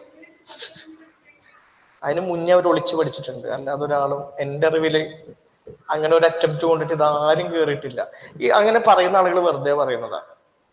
അതായത് അവര് ഡിഗ്രിക്ക് പഠിക്കുന്ന സമയത്തെ അതിനുള്ള എഫേർട്ട് പല രൂപത്തിൽ ഇട്ടിട്ടുണ്ട്. ഈ കിട്ടിയത് പറയുന്ന എല്ലാ ആളുകളും എനിക്കറിയാവുന്ന ആളുകൾ കേട്ടോ, അതിപ്പോ ടീനഡാബി ആണെങ്കിലും ഫസ്റ്റ് അറ്റംപ്റ്റിൽ കയറി എന്ന് പറയുന്ന എല്ലാ ആളുകളുടെയും ഇന്റർവ്യൂ നമ്മൾ ഡീറ്റെയിൽ ആയിട്ട് നോക്കിക്കോ. അവർ അതിന് മുന്നേ ഇതിന്റെ പരിപാടി തുടങ്ങിയിട്ടുണ്ട്. ഇപ്പൊ ഞങ്ങൾ കോവിഡിന്റെ സമയത്ത് ഒരു അക്കാഡമി നടത്തിയിരുന്നു, BAS എന്ന് പറഞ്ഞിട്ട് ഒരു ഓൺലൈനായിട്ട് നടത്തിയ ഒരു അക്കാഡമി. അപ്പൊ അതില് പഠിച്ചൊരു കുട്ടി ഫസ്റ്റ് അറ്റംപ്റ്റിൽ കയറി, അജിത്ത് എന്ന പേര്, 700 സംതിങ് റാങ്ക് ആയിരുന്നു. അവൻ അതില് അന്ന് പഠിക്കുന്നത്, അവൻ കോളേജിൽ പഠിക്കുന്ന സമയത്ത്, DU പഠിക്കുന്ന സമയത്ത് അതിന്റെ കൂട്ടത്തിൽ വന്ന് കോഴ്സിൽ ജോയിൻ ചെയ്തതാ. ഈവനിങ് ക്ലാസ് ആണല്ലോ. അതിനുശേഷം അവൻ ഫോർച്യൂണിൽ പോയിട്ട് എന്ത് ചെയ്തു, ഒരു അറ്റംപ്റ്റ് കൊടുത്തിട്ട് കയറി. അപ്പൊ ഫസ്റ്റ് അറ്റംപ്റ്റ് അല്ലേ, ഒരു മുമ്പ് പഠിച്ചിട്ടില്ലേ. അല്ല അതവിടെ നിൽക്കട്ടെ, ഇതും പറ്റില്ലായിരിക്കും. ഒറ്റയടിക്ക് പരമിട്ടാസ് അതിന് മുന്നേ ഉള്ള ജന്മത്തില് കാര്യങ്ങൾ നമ്മളെ ബാധിക്കുന്നുണ്ട് എന്താണെങ്കിലും. അല്ലാതെ ആക്സിഡന്റലി ഒന്നും നമ്മള് ഒരു മോക്ഷം കിട്ടുന്നതൊക്കെ ഒരുമാതിരി ലോട്ടറി എടുക്കുന്നത് പോലെ ആകരുതല്ലോ. പിന്നെ എന്ത് നീതി അവിടെ ഉള്ളത്?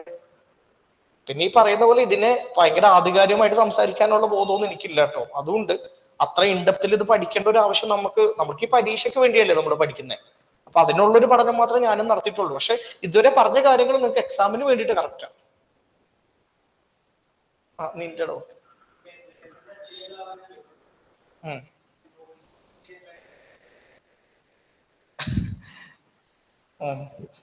അങ്ങനെയൊക്കെ ചോദിച്ചാൽ എനിക്ക് അതിന് കൃത്യമായിട്ടൊന്നും പറയാൻ പറ്റില്ല. എൻലൈറ്റ്മെന്റ് അല്ല, എന്താണ് ഇതിന്റെ പാത എന്നുള്ളതിനെ പറ്റിയിട്ട് പുള്ളിക്ക് ധാരണ ഉണ്ട്. പക്ഷെ പുള്ളി മോക്ഷം കിട്ടാൻ പോകുന്ന ഒരാളല്ല, മോക്ഷം കിട്ടുന്നില്ല. ആ മോക്ഷം നിബ്ബാൻ അറ്റൈൻ ചെയ്ത് മോക്ഷം കിട്ടാൻ പോകുന്ന ആളെയാണ് നമ്മൾ പൊതുവെ ബുദ്ധ എന്ന് വിളിക്കുക. അദ്ദേഹത്തിന് മോക്ഷം കിട്ടുന്നില്ലല്ലോ, പുനർജന്മം വീണ്ടും എടുക്കുന്നുണ്ടല്ലോ.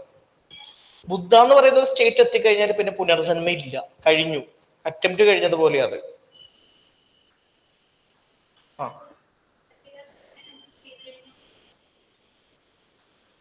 പരമിട്ടാസ് എല്ലാം ഞാൻ മനസ്സിലാക്കുന്നത് കുറെ പരമിട്ടാസ് ഉണ്ട്.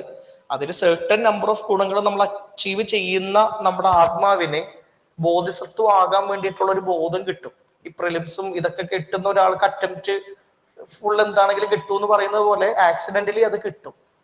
നീ എന്താ ചോദിച്ചാൽ പരമിട്ടാസ് എല്ലാം അച്ചീവ് ചെയ്ത് കഴിഞ്ഞാല് അയാളാണ് ബോധിസത്വം ആകുക.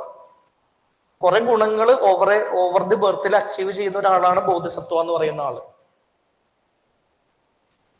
മോക്ഷം കിട്ടും, മോക്ഷം കിട്ടി വേണമെങ്കിൽ അയാൾക്ക് എന്ത് ചെയ്യാൻ പറ്റും, ഇത് കഴിഞ്ഞു പോവാം. പക്ഷെ അയാൾ അറിഞ്ഞുകൊണ്ട് മോക്ഷം നേടുന്നില്ല.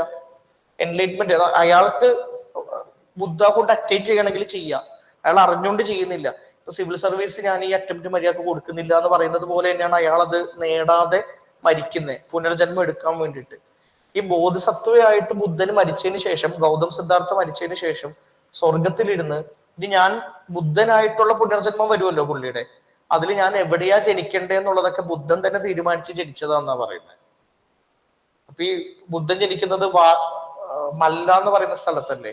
അപ്പൊ പുള്ളിക്ക് അതിനെ പറ്റിയിട്ട് ആദ്യം കൺഫ്യൂസ്ഡ് ആയിരുന്നു പുള്ളി. കാര്യം അവിടെ ഈ കൂടിയാലോചനയുടെ ഭാഗമായിട്ട് എപ്പോഴും അടികളൊക്കെ നടക്കാറുണ്ടായിരുന്നു, ഗണസംഖ്യയാണല്ലോ. അങ്ങനെ അടി നടക്കുന്ന ഒരു സ്ഥലത്ത് ഞാൻ ജനിക്കണോ വേണ്ടയോ എന്നുള്ള രൂപത്തിലൊക്കെ പുള്ളി സ്വർഗത്തിൽ നിന്ന് ചിന്തിച്ചു എന്നാ പറയുന്നത്. ആ സ്പെക്കുലേഷൻസിനൊക്കെ ശേഷമാണ് പുള്ളി ആ ഭാഗത്ത് ജനിക്കുന്നത്. പക്ഷെ ജനിച്ച് വീട് കഴിഞ്ഞാൽ പിന്നെ ഇതൊന്നും ഓർമ്മയില്ല.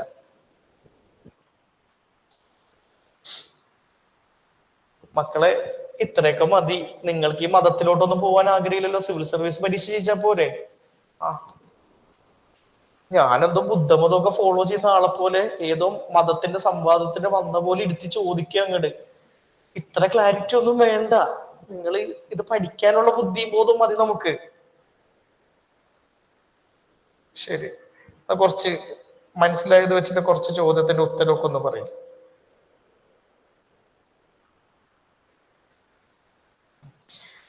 ഇത് PVQs ആണ് കേട്ടോ, നേരത്തെ വന്ന ചോദ്യങ്ങളാണ്. With reference to the religious history of India consider the following statement. Religious history ആയിട്ട് ബന്ധപ്പെട്ടിട്ട് ഈ തന്നിരിക്കുന്ന സ്റ്റേറ്റ്മെന്റ്സിനെ കൺസിഡർ ചെയ്യുക. ഒന്ന്, the concept of Bodhisattva is central to the Hinayana sect of Buddhism. ശരിയല്ലേ? തെറ്റാണ്,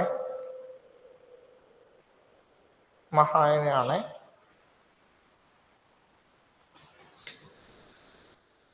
ഒരു മിനിറ്റ്, ഈ ചോദ്യം എഴുതുന്നതിന് മുമ്പ് വേറൊരു ചോദ്യം എഴുതാം, എന്നാലാണ് അതിന്റെ ഒരു ഓർഡർ ശരിയായിട്ട് കിട്ടുള്ളൂ.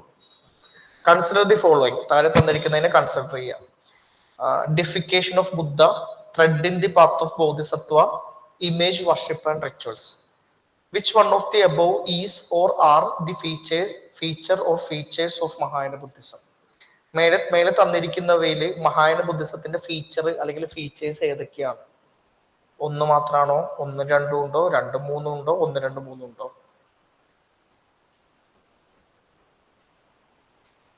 ഡെഫിക്കേഷന്റെ അർത്ഥമായിരിക്കുമല്ലേ അറിയാത്തത്. ഗൈസ്, ഇത് 2017 ക്വസ്റ്റ്യനാ. ഞാൻ എക്സാം ഹാളിൽ അനുഭവിച്ച ഡിലമ ഇതേ ഡിലമ തന്നെയാണ്. ഈ ഡെഫിക്കേഷൻ എന്ന് പറയുന്ന വാക്കിന്റെ അർത്ഥം അറിയില്ല. ഹിന്ദിയിൽ വായിച്ചു നോക്കിയിട്ടാണ് എനിക്കത് മനസ്സിലായത്. ഹിന്ദിയിലും കൂടി ഉണ്ടാവുമല്ലോ ക്വസ്റ്റ്യൻ. നമ്മൾ അങ്ങനെയുള്ള ചില കുറുക്ക് വഴികളൊക്കെ എടുക്കുന്നതിൽ തെറ്റില്ല കേട്ടോ. ഹിന്ദിയിൽ അവർ കൊടുത്തേക്ക് കേട്ടോ, ബുദ്ധാക്കോ ദിവ്യത്വം. ശരിയായോ? അതായത് ഡെഫിക്കേഷൻ എന്ന് പറഞ്ഞു കഴിഞ്ഞാല് ദിവ്യത്വം കിട്ടുക എന്നുള്ളതാണ്. ഡിവിനിറ്റി ഓഫ് ബുദ്ധ, അത് തന്നെയാണ് ഡെഫിക്കേഷൻ ഓഫ് ബുദ്ധ. എന്താ ഉത്തരം? മൂന്നും ഉണ്ട് കേട്ടോ. അപ്പൊ നിങ്ങളെ മഹായാന ബുദ്ധിസം എന്ന് പറഞ്ഞിട്ട് ഇതൊന്ന് എഴുതിയെടുത്തേ. Divinity of Buddha, tread in the path of Bodhisattva, image worship and rituals.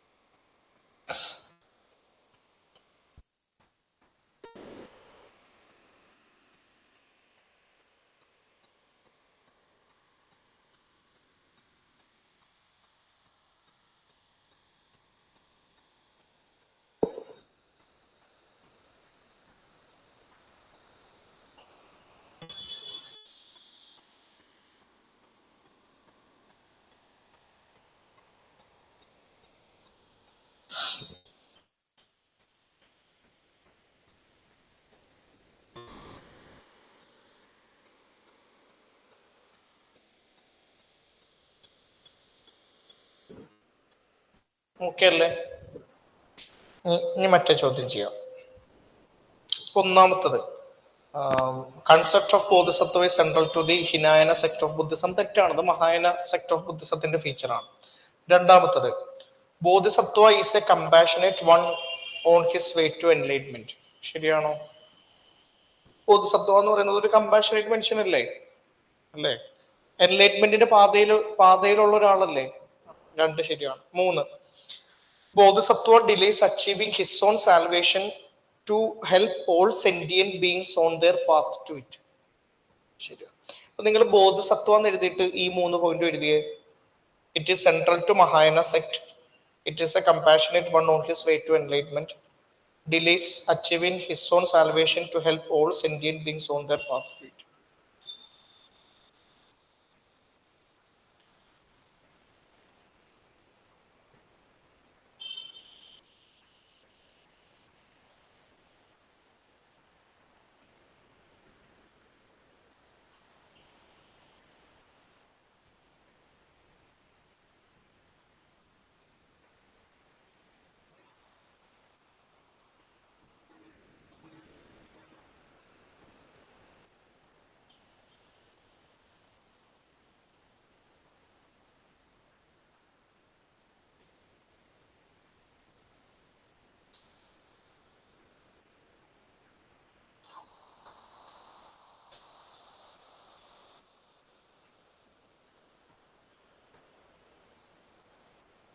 ഈ ബോധിസത്വം എന്ന് പറയുന്ന കൺസെപ്റ്റ് വന്നതുകൊണ്ട് ബുദ്ധമത വിശ്വാസികൾക്ക് അത് ഗുണമാണോ ആകുന്നത്, ദോഷമാണോ ആകുന്നത്?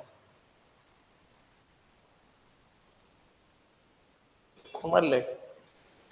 കാര്യം കൂടുതൽ ആളുകൾക്ക് ഈ വഴി മനസ്സിലാക്കാൻ പറ്റുകയല്ലേ? അല്ലെ? ഇപ്പൊ ബോധിസത്വം ആയിരിക്കുന്ന സമയത്തും രക്ഷപ്പെടാനുള്ള മാർഗം പറഞ്ഞു കൊടുക്കാൻ പറ്റും. പിന്നീട് ബുദ്ധനായി ജനിച്ചിട്ടും പറഞ്ഞു കൊടുക്കാൻ പറ്റും. അപ്പൊ കുറെ കൂടി ഈ നിബ്ബാന കിട്ടാൻ വേണ്ടിയിട്ടുള്ള, മോക്ഷം കിട്ടാൻ വേണ്ടിയിട്ടുള്ള മാർഗം കുറെ കൂടി ആളുകളിലോട്ട് എത്താനായിട്ട് ഈ ബോധിസത്വ എന്ന് പറയുന്ന ഒരു കൺസെപ്റ്റ് ഹെൽപ്പ് ചെയ്യുന്നുണ്ട്. അതുകൊണ്ട് ഈ ബോധിസത്വ കൺസെപ്റ്റ് വന്നതോട് കൂടിയിട്ട് കുറെ ആളുകൾ മഹായന ബുദ്ധിസത്തിലോട്ട് പോയി എന്നാ പറയുന്നത്. ഈ ഹിനായന ബുദ്ധിസത്തിൽ കുറച്ചും കൂടി ഡിഫിക്കൾട്ടാണ് നിർവ്വാണ അറ്റൈൻ ചെയ്യാൻ. നമ്മൾ നമ്മുടേതായിട്ടുള്ള ഒരു പാതയിലൂടെയൊക്കെ നടന്ന് നമ്മൾ കണ്ടെത്തണം. ഇത് ബോധിസത്വ ബുദ്ധിയൊക്കെ വന്ന് പറഞ്ഞു തന്നോളുമല്ലോ. ആ ഒരു അർത്ഥത്തിൽ ഇത് കുറച്ചും കൂടി എളുപ്പമായി മാറി. ഇത് PVQ ആണ് കേട്ടോ. 2017, 18, 19, 20 അടുപ്പിച്ച് ഈ ഭാഗത്ത് നിന്ന് കണ്ടിന്യൂസ്ലി ക്വസ്റ്റ്യൻ ആയിരുന്നു. UPSCയുടെ ഒരു ട്രെൻഡ് നമ്മൾ മനസ്സിലാക്കണേ. ഈ സമയത്ത് ഇതിൽ ഫുള്ള് കളിയായിരുന്നു കിടന്ന്. ഇപ്പം മാറിയിട്ട് ബുദ്ധിസ്റ്റ് മോങ്ക്, ബുദ്ധിസ്റ്റ് ലിറ്ററേച്ചർ, ഇതിലാണ് ഇപ്പൊ ഫുള്ള് കളികള്. അപ്പൊ നമ്മൾ ഈ പാറ്റേൺ അല്ലെങ്കിൽ ഈ ട്രെൻഡ് മാറുന്ന അനുസരിച്ചിട്ട് നമ്മൾ നമ്മുടെ പഠനത്തിലും ഈ മാറ്റം കൊണ്ടുവരണം. അപ്പൊ ഇത് ഇനി നമുക്ക് ഒരിക്കലും പറയാൻ പറ്റില്ല, ഇതിനെപ്പറ്റി ഇനി ചോദ്യം വരില്ല എന്നൊന്നും പറയാൻ പറ്റില്ല. UPSCയുടെ കാര്യമാണ്. അവര് നേരെ ഇതിലോട്ടൊക്കെ ചിലപ്പോൾ പോയേക്കാം. പക്ഷെ ഓൺഗോയിങ് ട്രെൻഡ് പ്രകാരം ബോധിസത്വാസിന്റെ ചോദ്യം കഴിഞ്ഞു. ഇപ്പോ ചോദിക്കാനുള്ളതൊക്കെ ഡെപ്തിൽ തന്നെ ചോദിച്ചു കഴിഞ്ഞു. ഇനി അടുത്ത ഒരു സാധനത്തിലോട്ട് അവർ കയറിയേക്കാണ്. ബുദ്ധിസ്റ്റ് ലിറ്ററേച്ചർ, ബുദ്ധിസ്റ്റ് മോങ്കുമാരായിട്ടുള്ള ആളുകൾ, അതൊക്കെ ബുദ്ധിസ്റ്റ് ഹിസ്റ്റോറിക്കൽ സൈറ്റുകൾ. എല്ലാ കൊല്ലവും 1, 2, 3, 4 ചോദ്യം വരെ വരാം. കഴിഞ്ഞ വർഷം 2 ചോദ്യം, അതിന് മുമ്പത്തെ കൊല്ലം 4 ചോദ്യം. എനിക്ക് തോന്നുന്നു UPSCയിൽ ഏറ്റവും ലോ ഹാങ്ങിങ് ഫ്രൂട്ട് ആണ്. അതായത് ഒരു നല്ലോണം ഒന്ന് നോക്കിക്കഴിഞ്ഞാൽ എന്താണെങ്കിലും 1, 2 ചോദ്യമെങ്കിലും കിട്ടും.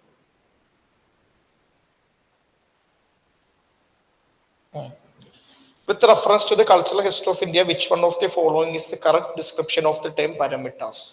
Paramittas എന്ന് പറയുന്ന ടൈമിനെ കറക്റ്റ് ആയിട്ട് ഡിസ്ക്രൈബ് ചെയ്യുന്നത് താഴെ തന്നിരിക്കുന്നവയിൽ ഏത് സംഭവമാണ്?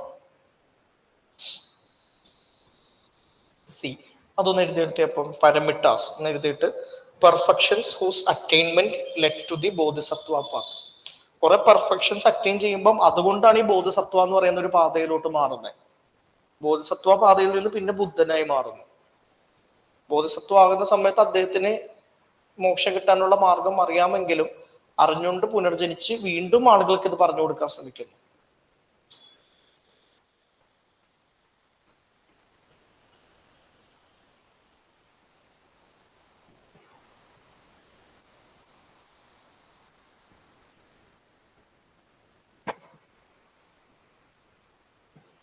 ഇന്ത്യയിലുള്ള മേജർ ഫിലോസഫി ആട്ടെ ഈ റീബർത്ത് എന്ന് പറയുന്നത്.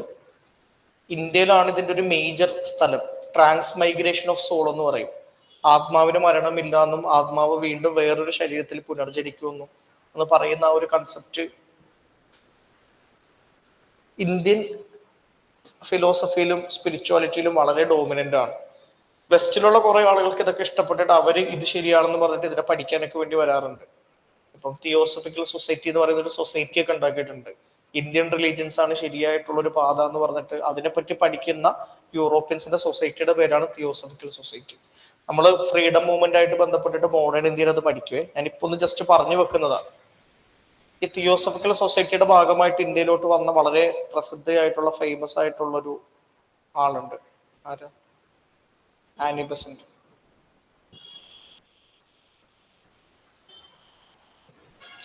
With reference to Indian history, who among the following is a future Buddha yet to come to save the world?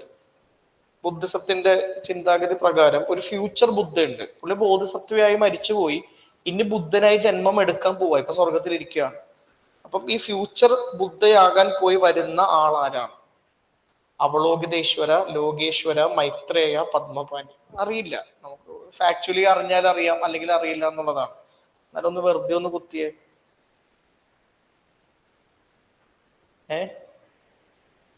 CEO. നിങ്ങൾക്കറിയില്ല, എനിക്ക് മനസ്സിലായി. ഫാക്ച്വലി അറിയാതെ എന്റെ ഉത്തരം എഴുതാൻ പറ്റില്ല. പക്ഷെ വെറുതെ നമുക്കൊന്ന്, ഞാനൊക്കെ 100-ൽ 100 ഒന്നും അറിയില്ലെങ്കിൽ കുത്തണമെന്ന് വിചാരിക്കുന്ന ആളാ. ഞാൻ എക്സാം ഹാളിൽ എങ്ങനെയാ കുത്തിയെന്നറിയോ? ശരിക്കും വേറെ പേരൊന്നും എനിക്ക് അറിയില്ല. അന്ന് ഈ ചോദ്യം ചോദിച്ച സമയത്ത് എനിക്ക് എത്രമാത്രം ബുദ്ധിസമൊന്നും അറിയില്ല. മൈത്രേയൻ എനിക്കറിയാം, നമ്മുടെ മൈത്രേയൻ, ആധുനിക മനുഷ്യൻ മൈത്രേയൻ. അപ്പൊ ഞാൻ എക്സാം ഹാളിൽ നിന്ന് വിചാരിക്കുകയാണ്, ഇനി ഇയാളായിരിക്കും ചിലപ്പോ ബോധിസത്വം. ശരിയായി ഗൈസ്, ഇയാള് പഴയ ബോധിസത്വ, ഇപ്പൊ ബുദ്ധനായിട്ട് ജനിച്ചത് അത്ര. അപ്പൊ മൈത്രേയ എന്ന് പറയുന്നത് ഒരു ഫ്യൂച്ചർ ബുദ്ധയാണ്, ഇനി വരാൻ പോകുന്ന ബോധിസത്വമായിട്ട് മരിച്ചുപോയ ഒരാളാണ്. അപ്പൊ നിങ്ങള് ബോധിസത്വാസ് എന്ന് എഴുതിയിട്ട് ഈ 4 പേര് എഴുതിയെടുത്തേ. ബോധിസത്വാസ്: അവലോകിതേശ്വര, ലോകേശ്വര, മൈത്രേയ, പത്മപാനി.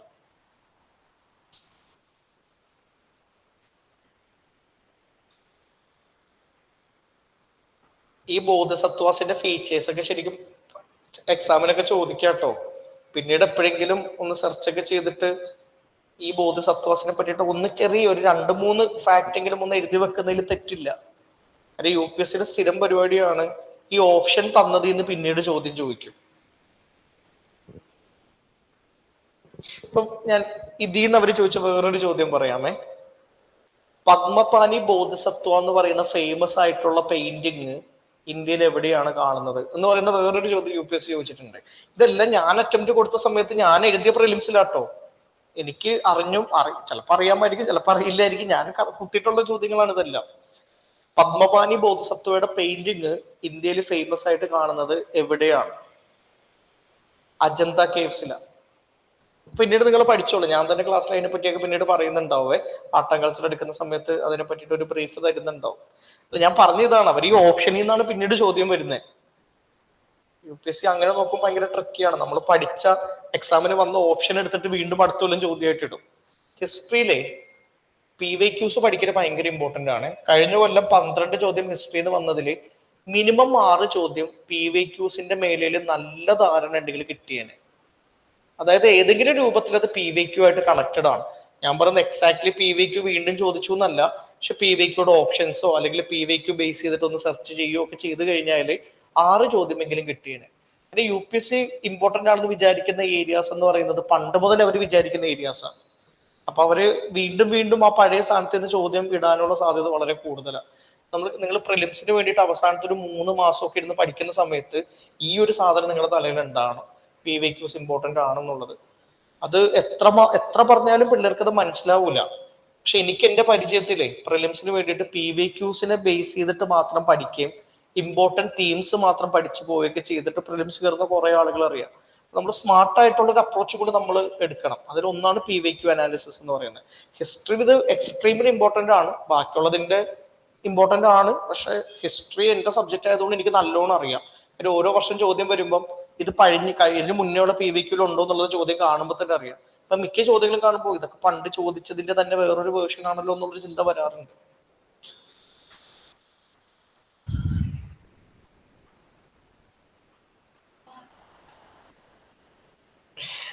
അറിയില്ലടി, ഇനി വരാൻ പോകുന്ന ആൾ ഇയാളാണ് എന്നുള്ളൊരു വിശ്വാസം അവർക്കിടയിലുണ്ട്. ബാക്കിയുള്ള ആളുകളൊക്കെ ബോധിസത്വാസം എന്ന് പറഞ്ഞ് നമ്മൾ പഠിക്കാറുണ്ട്. പക്ഷെ അത്ര ഡീറ്റെയിൽ ആയിട്ടൊന്നും നമുക്ക് പഠിക്കേണ്ട ആവശ്യമില്ല.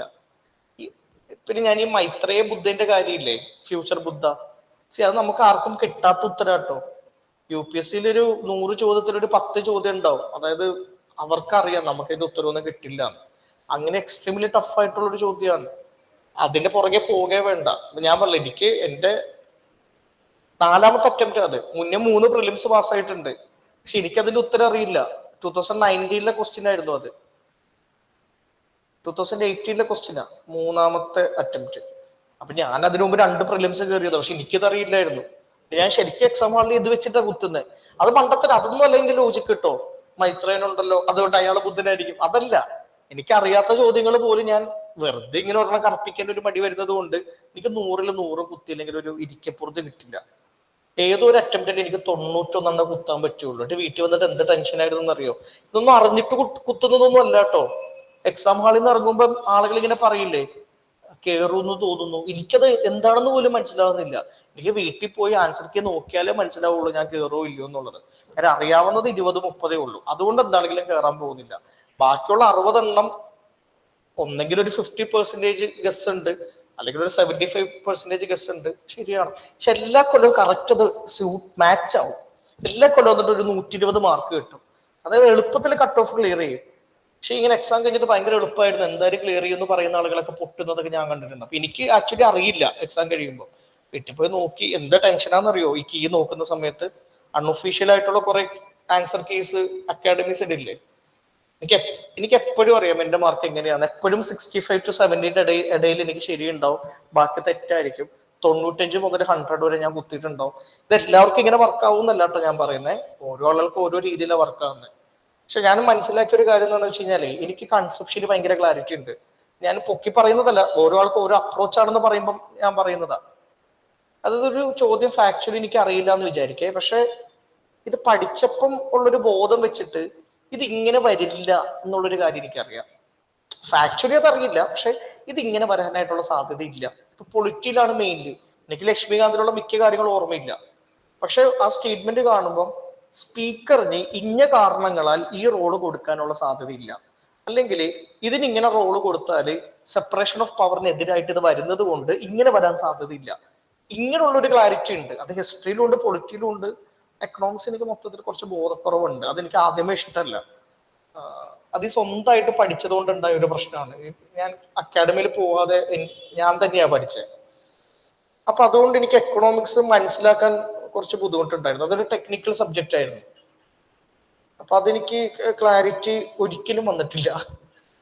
അറിയാം ഇൻഫ്ലേഷൻ ഇങ്ങനെയുള്ള കാര്യങ്ങളൊക്കെ അറിയാം. എനിക്ക് ഇപ്പോഴും സ്റ്റോക്ക് മാർക്കറ്റ് വർക്ക് ചെയ്യുന്നതൊന്നും അറിയില്ല. പക്ഷെ അതൊക്കെ പഠിക്കാതെ ഞാൻ മതിയല്ലോ. പിന്നെ മെയിൻസിന് അതൊന്നും ആവശ്യമില്ല സ്റ്റോക്ക് മാർക്കറ്റായിട്ട് ബന്ധപ്പെട്ട്. പക്ഷെ എനിക്കൊരു ക്ലാരിറ്റി കുറവുള്ള ഒരു പോർഷനാണ്. പക്ഷെ അതിലും ക്ലാരിറ്റി ഉള്ള ഏരിയാസ് ഉണ്ട്. എങ്ങനെയാണ് എക്സ്ചേഞ്ച്, കറൻസി എക്സ്ചേഞ്ച്. പക്ഷെ ഇത് ഭയങ്കര ഇമ്പോർട്ടന്റ് ആണ്. നമ്മൾ പഠിക്കുന്ന സാധനത്തിനെ പറ്റിയിട്ട് നമുക്ക് നല്ല ക്ലാരിറ്റി വേണം.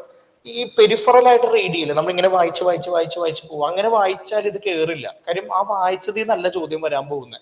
നമ്മൾ വായിക്കാത്തതായിരിക്കും ചോദ്യത്തിൽ വരിക. പക്ഷെ വായിച്ചതിലുള്ള ഒരു ധാരണ നല്ലോണം കൂടുതലായിരിക്കണം. എനിക്കറിയില്ല ഞാൻ പറയുന്നത് എത്രമാത്രം നിങ്ങൾക്ക് മനസ്സിലാകുന്നുണ്ടെന്നുള്ളത്. പക്ഷെ അങ്ങനെ ഒരു സാധനം ഉണ്ട്. നമ്മൾ കുറെ ഈ PSCക്ക് പഠിക്കുന്നത് പോലെ ഫാക്ട് പഠിക്കുന്നത് കൊണ്ടല്ല ഇത് കയറുക. ഇപ്പം ഞാൻ KSന്റെ റാങ്ക് ഹോൾഡർ ആണ്. എനിക്ക് Kerala geography, Kerala economics, Kerala history, Kerala polity ഈ ഒരു സാധനവും അറിയില്ല. എന്നിട്ട് എനിക്ക് അത്ഭുതം. പക്ഷെ എന്താ സംഭവം അറിയോ, അറിയാവുന്ന ബോധം വെച്ചിട്ട് ഇത് ഇങ്ങനെ വരില്ല, ഇത് ഇങ്ങനെ വരും. അതിപ്പോ കേരള ഹിസ്റ്ററിയുടെ ചോദ്യം ഞാൻ അങ്ങനെ തന്നെ എഴുതിയേക്കുന്നത്. എങ്ങനെയൊക്കെ വരാൻ സാധ്യതയില്ല. പക്ഷെ മാർക്ക് വരുമ്പോ കിട്ടുന്നുണ്ട്. അപ്പൊ എന്തോ ഒരു നാക്ക് വർക്ക് ആകുന്നുണ്ട് എന്നാണ് മനസ്സിലാവുന്നത്.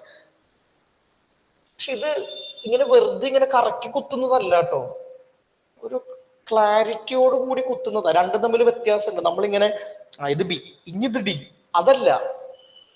ഇത് ഇന്ന കാരണത്താൽ ഒരു കാൽക്കുലേറ്റഡ് ഗസ് എന്ന് പറയില്ലേ. നിങ്ങൾ പ്രിലിംസിന്റെ ടെസ്റ്റിനൊക്കെ വളരെ സീരിയസ് ആയിട്ട് തന്നെയാണല്ലോ അല്ലേ അറ്റംപ്റ്റ് ചെയ്ത് ഇവിടെ നടക്കുന്ന എക്സാമിനൊക്കെ. അതിനെ വന്ന് അറ്റംപ്റ്റ് ചെയ്യുകയും വേണം. അവിടെ നമ്മൾ ഈ പറയുന്ന നമ്മുടെ സ്കിൽസ് യൂസ് ചെയ്യാനും ശ്രമിക്കണം. മാത്രമല്ല എത്ര ചോദ്യം എഴുതുമ്പോൾ നമ്മുടെ മാർക്ക് കൂടുവോ കുറയോ ഇതിനെപ്പറ്റി ഒരു ധാരണ വേണം. ഇപ്പം ചില ആളുകൾക്ക് 100ൽ 100 കുത്തിയാലും മാർക്ക് കുറയും, ചില ആളുകൾക്ക് മാർക്ക് കൂടും. അപ്പൊ അതൊക്കെ നമ്മൾ മനസ്സിലാക്കണം, നമ്മൾ എവിടെയാണ് ഇതിൽ നിൽക്കുന്നതെന്നുള്ളതിനെ പറ്റിയിട്ട്. കാര്യം എക്സാം ഹാളിൽ നമുക്ക് ചെയ്യാൻ പറ്റില്ല. UPSC പോയിട്ട് ഒരു പുതിയ മെത്തേഡ് ഒന്നും പരീക്ഷിക്കാൻ പറ്റില്ല. ഇവിടെ നിന്ന് നമ്മൾ നോക്കി നോക്കി നോക്കി നമുക്ക് വർക്കാവുന്നത് എന്താണ് എന്നുള്ളത് കണ്ടെത്തണം. ഇപ്പം നിങ്ങൾ ഒരു പ്രാവശ്യമാണോ വായിക്കുക, അതോ ഒരു പ്രാവശ്യം വായിച്ചു അതിൽ 50 എണ്ണം കുത്തി, പിന്നെ രണ്ടാമത്തെ പ്രാവശ്യം വായിക്കുമ്പോൾ ഒരു 20 എണ്ണം കുത്തി, പിന്നീട് വായിക്കുമ്പോൾ ഒരു 10 എണ്ണം കുത്തി, അങ്ങനെയാണോ ചെയ്യുക? എങ്ങനെയാണ് നിങ്ങൾ ചെയ്യാറ് നിങ്ങളുടെ എക്സാമിന്? പ്രിലിംസിന്റെ എക്സാം ഒന്നും എഴുതുന്നില്ലേ? ഞാൻ ഒരു പ്രാവശ്യം വായിക്കാറുള്ളൂ. ഒരാൾക്ക് ഓരോ രീതിയാണ്, അതുകൊണ്ടാണ് ഞാൻ പറയുന്നത്. ഇത് എന്റെ രീതി ശരിയാണെന്നല്ല, എനിക്ക് വർക്കൗട്ട് ആകുന്നത് അതാണ്. ഞാൻ ഒരൊറ്റ പ്രാവശ്യം എക്സാം പേപ്പർ വായിക്കാറുള്ളൂ. വായിക്കുമ്പോൾ തന്നെ അത് ബബിൾ ചെയ്യും, അല്ലാതെ വീണ്ടും ഒരു വരവ് വരില്ല. എന്റെ റീസൺ എന്താന്ന് വെച്ച് കഴിഞ്ഞാൽ, ഈ വായിക്കുന്നത് എന്തും പഠിക്കുന്ന ഒരു സ്വഭാവം എനിക്കുണ്ട്. അപ്പൊ ഞാൻ ഇങ്ങനെ വായിച്ചിട്ട് ഈ സ്റ്റേറ്റ്മെന്റ് അറിയാതെ പഠിച്ചു പോയിട്ടുണ്ടാവും. രണ്ടാമത് വായിക്കുമ്പോൾ ഞാൻ വിചാരിക്കുവേ, ഇത് ഞാൻ എവിടെയോ പഠിച്ചിട്ടുണ്ടല്ലോ. എപ്പൊ പഠിച്ചു? ഇത് നേരത്തെ മുന്നേ വായിച്ചപ്പോ പഠിച്ചതാ. അപ്പൊ ഇങ്ങനെ മണ്ടത്തിന് പറ്റുന്നു എനിക്ക് മനസ്സിലായി. രണ്ടാമത് എപ്പം നോക്കിയാൽ എന്റെ തെറ്റും. ഞാൻ ഒറ്റ പ്രാവശ്യം, അതായത് നമുക്കിപ്പം അറൗണ്ട് ഒരു മിനിറ്റ് എടുക്കാമല്ലോ ഒരു ഉത്തരം കിട്ടാൻ വേണ്ടിയിട്ട്. ആ 1 മിനിറ്റില് എന്ത് ചിന്തിച്ചിട്ടാണെങ്കിലും അത് കുത്തുക.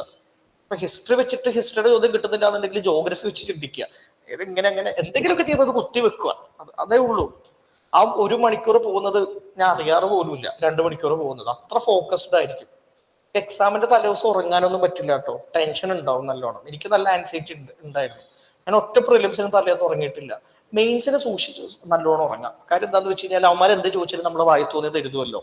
പക്ഷെ പ്രിലിംസിന് അങ്ങനെയല്ല, ചിലപ്പോൾ നമ്മുടെ കയ്യിൽ നിന്ന് കംപ്ലീറ്റ്ലി പോകാം. അപ്പൊ എനിക്കിതിന്റെ ആൻസൈറ്റി ഉള്ളതുകൊണ്ട് ഞാൻ ഒരിക്കലും പ്രിലിംസിന് തലേന്ന് ഉറങ്ങിയിട്ടില്ല.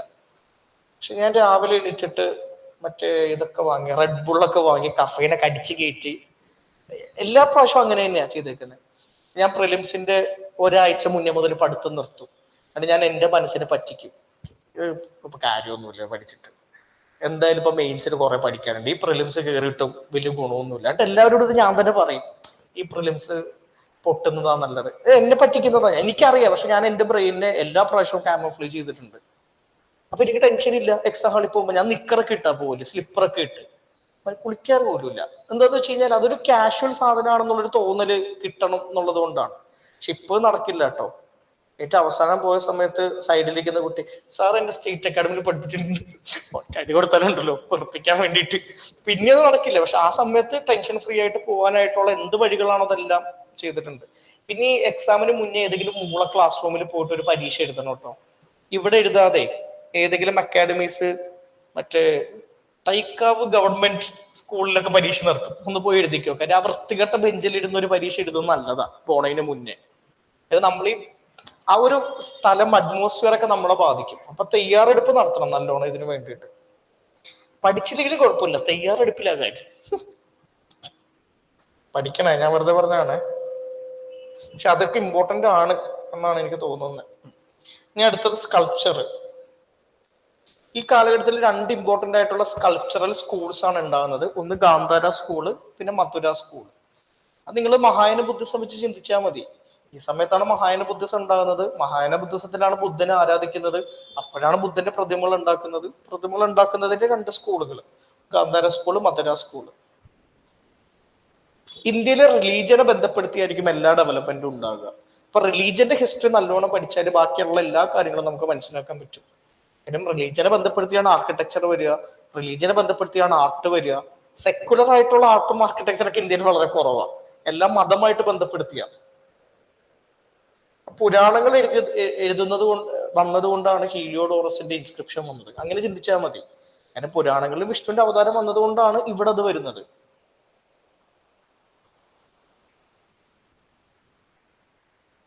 ഈ സമയത്ത് ലാംഗ്വേജിലും ലിറ്ററേച്ചറിലൊക്കെ ഉണ്ടാകുന്ന ഇമ്പോർട്ടൻ്റ് ആയിട്ടുള്ള മാറ്റങ്ങൾ. ഒന്ന് സാൻസ്ക്രിറ്റിലോട്ടുള്ള മാറ്റം. മൗര്യൻ പീരീഡിൽ പ്രാകൃതനും പാലിക്കൊക്കെ ഉണ്ടായിരുന്ന ആ ഒരു ഇമ്പോർട്ടൻസ് മാറിയിട്ട് സാൻസ്ക്രിറ്റിലോട്ടുള്ള ഒരു മാറ്റം നമുക്ക് കാണാൻ പറ്റും. അത് ഏറ്റവും ക്ലിയർ ആയിട്ട് വിസിബിൾ ആവുന്നത് രുദ്രദാമന്റെ ജുനാഗഡ് ഇൻസ്ക്രിപ്ഷനിലാണ്. ഇന്ത്യയിൽ തന്നെ എഴുതപ്പെട്ടേക്കുന്ന ഏറ്റവും ആദ്യത്തെ റോയൽ സാൻസ്ക്രിറ്റ് ഇൻസ്ക്രിപ്ഷൻ എന്ന് പറയുന്നത് രുദ്രദാമന്റെ ജുനാഗഡ് ഇൻസ്ക്രിപ്ഷൻ ആണ്. പിന്നെ അശ്വഘോഷ എന്ന് പറയുന്ന ഒരാൾ ബുദ്ധചരിത എന്ന് പറയുന്ന ഒരു ബുക്ക് എഴുതി. ബുദ്ധനെ പറ്റിയിട്ടുള്ള ചരിത്രമാണ്, ബുദ്ധന്റെ ബയോഗ്രഫിയാണ്. ആദ്യത്തെ ഒരു ബയോഗ്രഫിക്കൽ റൈറ്റിംഗ് എന്ന് വേണമെങ്കിൽ പറയാം. പിന്നെ മഹായാന ബുദ്ധിസം വന്നതോട് കൂടിയിട്ട് അവതനാസ് എന്ന് പറയുന്ന ഒരു ബുക്ക് എഴുതപ്പെട്ടു. അവതനാസ് ആ സാൻസ്ക്രിറ്റിലാണ് എഴുതപ്പെട്ടത്. പിന്നെ ഭരതമുനിയുടെ നാട്യശാസ്ത്ര എന്ന് പറയുന്ന ബുക്ക്, നാടകത്തിനെ പറ്റിയിട്ട്, നാടകം എങ്ങനെയാണ് സ്റ്റേജ് ചെയ്യേണ്ടത്, ഈ നവരസം എന്ന് പറയുന്ന കൺസെപ്റ്റ് ഇല്ലേ, ബീഭത്സം, അത്ഭുതം, ആ സാധനങ്ങളൊക്കെ ഇതിൽ പറയുന്നതാ, ഭരതമുനിയുടെ നാട്യശാസ്ത്രയിലുള്ളതാ. പിന്നെ വാത്സ്യായനയുടെ കാമസൂത്ര എന്ന് പറയുന്ന ബുക്ക്, ഇതെല്ലാം വന്നത് ഈ ഒരു കാലഘട്ടത്തിലാണ്.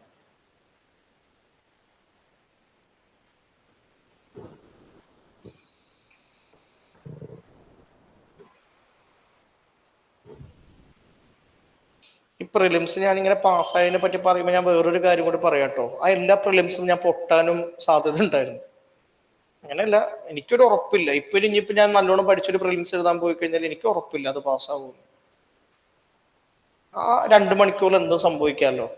നമ്മളെപ്പോഴും പ്രിലിംസിന് പോകുന്ന സമയത്ത് ഇത് നമ്മുടെ കയ്യിൽ മാത്രമല്ല ഇത് നിൽക്കുന്നത്. പൊട്ടിയുടെ അടുത്ത കൊല്ലം വന്ന് നമ്മൾ എഴുതൂന്നുള്ളൊരു കോൺഫിഡൻസിൽ വേണം പോകാൻ. അത് ടെൻഷൻ ആകാൻ നിൽക്കണ്ട. മിക്ക ആളുകളും എന്താ പറ്റുന്നതെന്ന് വെച്ച് കഴിഞ്ഞാൽ ആദ്യത്തെ ഒരു അരമണിക്കൂറിൽ ക്വസ്റ്റ്യൻ കാണുമ്പം ടെൻഷനായി കയ്യും കാലൊക്കെ വറക്കുന്ന ആളുകളുണ്ടല്ലോ. കുറെ പെൺകുട്ടികൾക്ക് അത് വരാറുള്ളത്. അതായത് ഷോ ഇനി എന്ത് ചെയ്യും എന്നൊക്കെ പറഞ്ഞിട്ട് ശരിക്കും വറയ്ക്കും നിന്ന്. അതിൽ പിന്നെ ഒന്നും ചെയ്യാൻ പറ്റില്ല, പിന്നെ ഒന്നും ചിന്തിക്കാൻ പോലും പറ്റില്ല. ഞാൻ ചില ആളുകളെ കാണുന്നുണ്ട്, ഭയങ്കര സ്റ്റുഡിയസ് ആയിരിക്കും, മെയിൻസ് ഒക്കെ നല്ലോണം എഴുതുന്ന കുട്ടികളെ, പക്ഷെ പ്രിലിംസ് പാസ്സാകുന്നില്ല. അതിന്റെ ഒരു റീസൺ ഒരു കറേജ് ഇല്ലായ്മയാണ്. അപ്പൊ നമ്മൾ എപ്പോഴും അത് മനസ്സിലാക്കുക, ഇത് നിങ്ങളുടെ ജീവിതത്തിന്റെ എൻഡ് ഒന്നുമല്ല. സിവിൽ സർവീസ് കിട്ടിയില്ലാന്നുണ്ടെങ്കിൽ നിങ്ങൾ ചത്തുപോകും, തട്ടിപ്പോവും, ഇല്ലല്ലോ. ഇതൊരു പരീക്ഷയാണ്. ഇത് നിങ്ങളുടെ ഹാപ്പിനെസിന്റെ എല്ലാം ഒന്നുമല്ല. നമ്മുടെ ലൈഫിൽ അക്വയർ ചെയ്യാൻ വേണ്ടിയിട്ട് ഒരു സാധനത്തിന് വേണ്ടിയിട്ട് ശ്രമിക്കുന്നു, അതിനപ്പുറത്തോട്ട് അതിന് ഇമ്പോർട്ടൻസ് ഒന്നും കൊടുക്കണ്ട. ഇതില്ലെങ്കിൽ ജീവിതം ഇല്ലാതായി പോകുന്നല്ല, ഇത് ഇങ്ങനെ കിടക്കല്ലേ ലോകം, നമുക്ക് വേറെ കുറെ പ്രോസ്പെക്ട്സ് ഉണ്ട്, അതിനെപ്പറ്റി ഒരു ബോധം ഉള്ളിൽ വേണം കേട്ടോ. അല്ലാതെ ഇത് മാത്രമാണ് ജീവിതം എന്നൊക്കെ കാണുമ്പോഴാണ് നമുക്ക് ഇത്രമാത്രം ടെൻഷൻ വരുന്നത്. ടെൻഷന്റെ ആവശ്യമൊന്നുമില്ല, അല്ലേ? നമ്മൾ വേറെ രീതിയിൽ എന്തെങ്കിലുമൊക്കെ ചെയ്ത് ജീവിക്കില്ലേ, അത്രേ ഉള്ളൂ. അല്ല, ആ ഒരു സാധനം വേണം. അതല്ലാതെ ചില ആളുകൾ ഫസ്റ്റ് അറ്റംപ്റ്റ് പൊട്ടിയിട്ട് ഡിപ്രഷൻ കഴിഞ്ഞിട്ട് പിന്നെ അതിൽ നിന്ന് റിക്കവർ ചെയ്യാൻ 2 കൊല്ലം എടുക്കാറുണ്ട്. അതിലോട്ടൊന്നും പോകണ്ട, അതിന്റെ ആവശ്യമില്ല. അത്ര സീരിയസ് ആയിട്ടൊന്നും ഇതിനെ കാണണ്ട. നമ്മൾ പഠിക്കുന്നു, ചിലപ്പോൾ കിട്ടും, ചിലപ്പോൾ കിട്ടാതിരിക്കും. കിട്ടാൻ സാധ്യത വളരെ കൂടുതലാണ് നല്ലോണം പഠിക്കുന്ന ഒരാളെ സംബന്ധിച്ചിടത്തോളം. കിട്ടില്ല എന്നുണ്ടെങ്കിൽ നമ്മൾ വേറെ കാര്യം നോക്കും, അത്രേ ഉള്ളൂ. നെഗറ്റീവ് ആക്കിയോ? നെഗറ്റീവ് ആകാൻ പറഞ്ഞില്ല, പേടി മാറ്റണേ നമ്മള്. ഇത് മാത്രമാണ് ജീവിതം എന്നൊക്കെ വിചാരിച്ചിട്ട് ഇത് പൊട്ടുന്ന സമയത്ത് ചിലപ്പം അതിന് പുറത്തോട്ട് ഇറങ്ങാൻ പോലും പറ്റാത്തൊരവസ്ഥ വരാറുണ്ട്. അതിനൊന്നും നിൽക്കണ്ട. അതാണ് നമ്മളിത് പ്രിപ്പയർ ചെയ്യുന്ന സമയത്തേ കുറെ സക്സസ് സ്റ്റോറീസ് കേട്ടാണല്ലോ പ്രിപ്പറേഷനിൽ വരിക. പക്ഷെ അതൊരു ബബിളാണ് കേട്ടോ.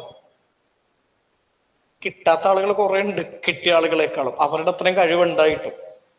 അപ്പൊ ചിലപ്പം ഇത് കിട്ടാതെയും ഇരിക്കാം, അതിനുള്ളൊരു പോസിബിലിറ്റി ഉണ്ട്.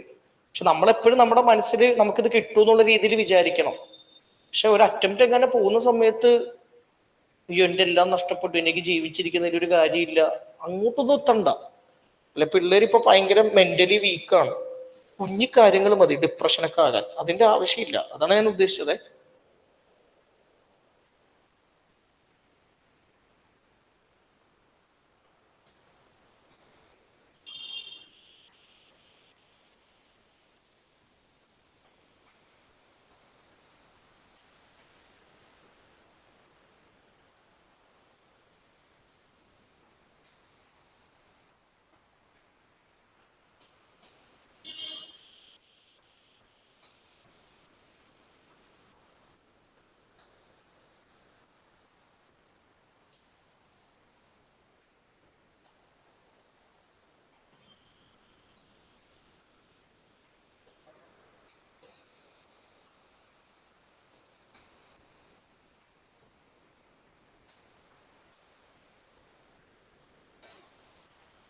ഒരു ഉത്തരം ഒന്ന് എഴുതിയേ, ഉത്തരം നോക്കിയേ.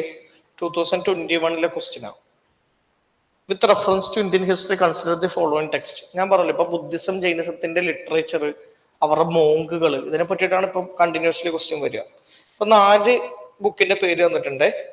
Which of the above are Jain text? ഇതിൽ ജെയിൻ ടെക്സ്റ്റ് ആയിട്ടുള്ളത് ഏത് ബുക്കൊക്കെയാണെന്നാ ചോദ്യം.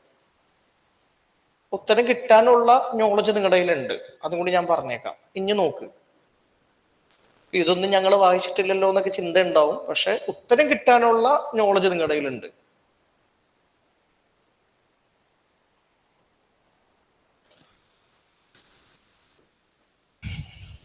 ഏതെങ്കിലും ഇതിൽ കൊടുത്തേക്കുന്നതിൽ ഏതെങ്കിലും ഒരു ബുക്കിന്റെ പേര് നിങ്ങൾ കേട്ടിട്ടുണ്ടോ? മഹാപുരാണം എന്നല്ലേ? അത് പുരാണങ്ങളായിരിക്കും എന്നല്ലേ? അങ്ങനെ ചിന്തിക്കല്ലേ, മണ്ടത്തിലാണ് അത്. അത്ര എളുപ്പത്തിൽ UPSC തരില്ല. പുരാണ എന്നൊക്കെ തന്നിട്ട് അത് ഹിന്ദുവാണ് അങ്ങനെ ചിന്തിക്കണ്ട, അത് തരില്ല അവര്. അത്ര എളുപ്പത്തിൽ ഒരു സാധനം നിങ്ങൾക്ക് ഇട്ടു തരില്ല. അവതനാസ് എന്ന് വായിച്ചിട്ടില്ലേ? ഈ അവതന ശതകം, അവതന ശാതക എന്ന് പറഞ്ഞാൽ അവതന തന്നെയാണ്. അവതനാസ് ഏത് ബുക്കാ? മഹായാന ബുദ്ധിസത്തിന്റെ അല്ലേ? അപ്പൊ അത് തെറ്റായിട്ട് എടുക്കുക, 3 തെറ്റായിട്ട് എടുക്കുക. 3 തെറ്റായിട്ട് എടുത്തു കഴിഞ്ഞാൽ പിന്നെ BL ഓപ്ഷൻ ഉള്ളൂ, 2 and 4. അപ്പം അതാ ഞാൻ പറയാം, നമ്മുടെ കയ്യിലുള്ള ഇൻഫർമേഷൻ സോളിഡ് ആയാൽ മതി. അല്ലാതെ ഇതിൽ ഞെട്ടിപ്പകർണമെന്നും മറ്റേ ത്രിഷഷ്ടി ലക്ഷണ മഹാപുരാണെന്നും നിങ്ങൾ കേൾക്കേ വേണ്ട. അവതന എന്ന് പറയുന്നത് ഓൾഡ് NCERT ബുക്ക് വായിച്ചത് വെച്ചിട്ട് മഹായാന ബുദ്ധിസത്തിന്റെ ആണെന്ന് അറിയാന്നുണ്ടെങ്കിൽ അവതന ശാതക എന്നുള്ളത് അത് വെച്ചിട്ട് എക്സ്ട്രാപ്പുലേറ്റ് ചെയ്തിട്ട് ഉത്തരത്തിലൂടെ എത്താം.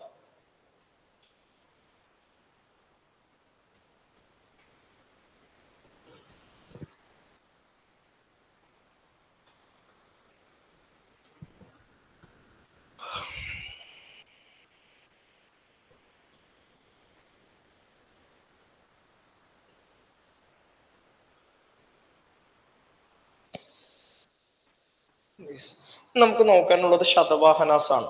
അപ്പൊ നമ്മള് ഈ പോസ്റ്റ് മൗര്യൻ പീരീഡിന്റെ ഡെവലപ്മെന്റ് നോക്കിയ സമയത്തെ ഇവിടെയുള്ള ഡെവലപ്മെന്റിനെ പറ്റിയിട്ടാണ് ഇതുവരെ പറഞ്ഞത്, അല്ലേ?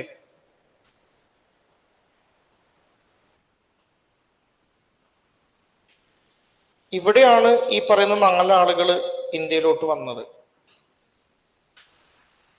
പിന്നെ ഇവിടെ നമ്മൾ ഓൾറെഡി പറഞ്ഞു, ശുംഗ ഡൈനാസ്റ്റി ആണ് വരുന്നത്.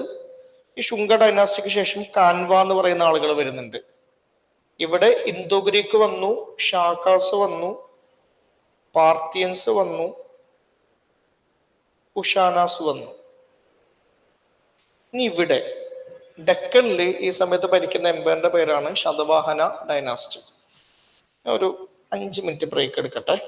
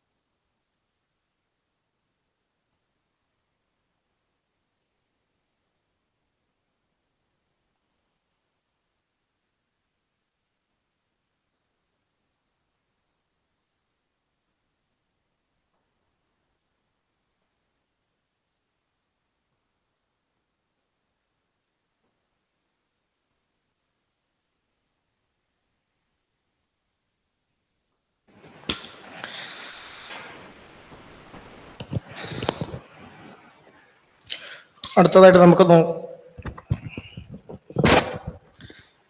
നമുക്ക് നോക്കാനുള്ളത് ശതവാഹന എന്ന് പറയുന്ന ഡൈനാസ്റ്റിയാണ്. ഇത് ഡെക്കൻ, അതായത് മഹാരാഷ്ട്ര കർണാടക റീജിയനിൽ വരുന്ന ഒരു ഡൈനാസ്റ്റിയാണ്. ഇവര് ഭരിക്കുന്ന സമയത്ത് ഉള്ള ഒരു പൊളിറ്റിക്കൽ കണ്ടംപററീസ് ഒന്ന് എഴുതി വെക്കണേ. കാര്യം നമുക്ക് എക്സാമിന് ഇങ്ങനെ ചോദ്യം വരാറുള്ളത് കൊണ്ടാണ്. ശതവാഹനാസ് ഭരിക്കുന്ന അതേ സമയത്ത് തന്നെയാണ് ഷാക്കാസും കാൻവാസും ഉള്ളത്. And they were engaged in a political conflict. ഒരു പൊളിറ്റിക്കൽ കോൺഫ്ലിക്റ്റിലും കൂടിയാണ്.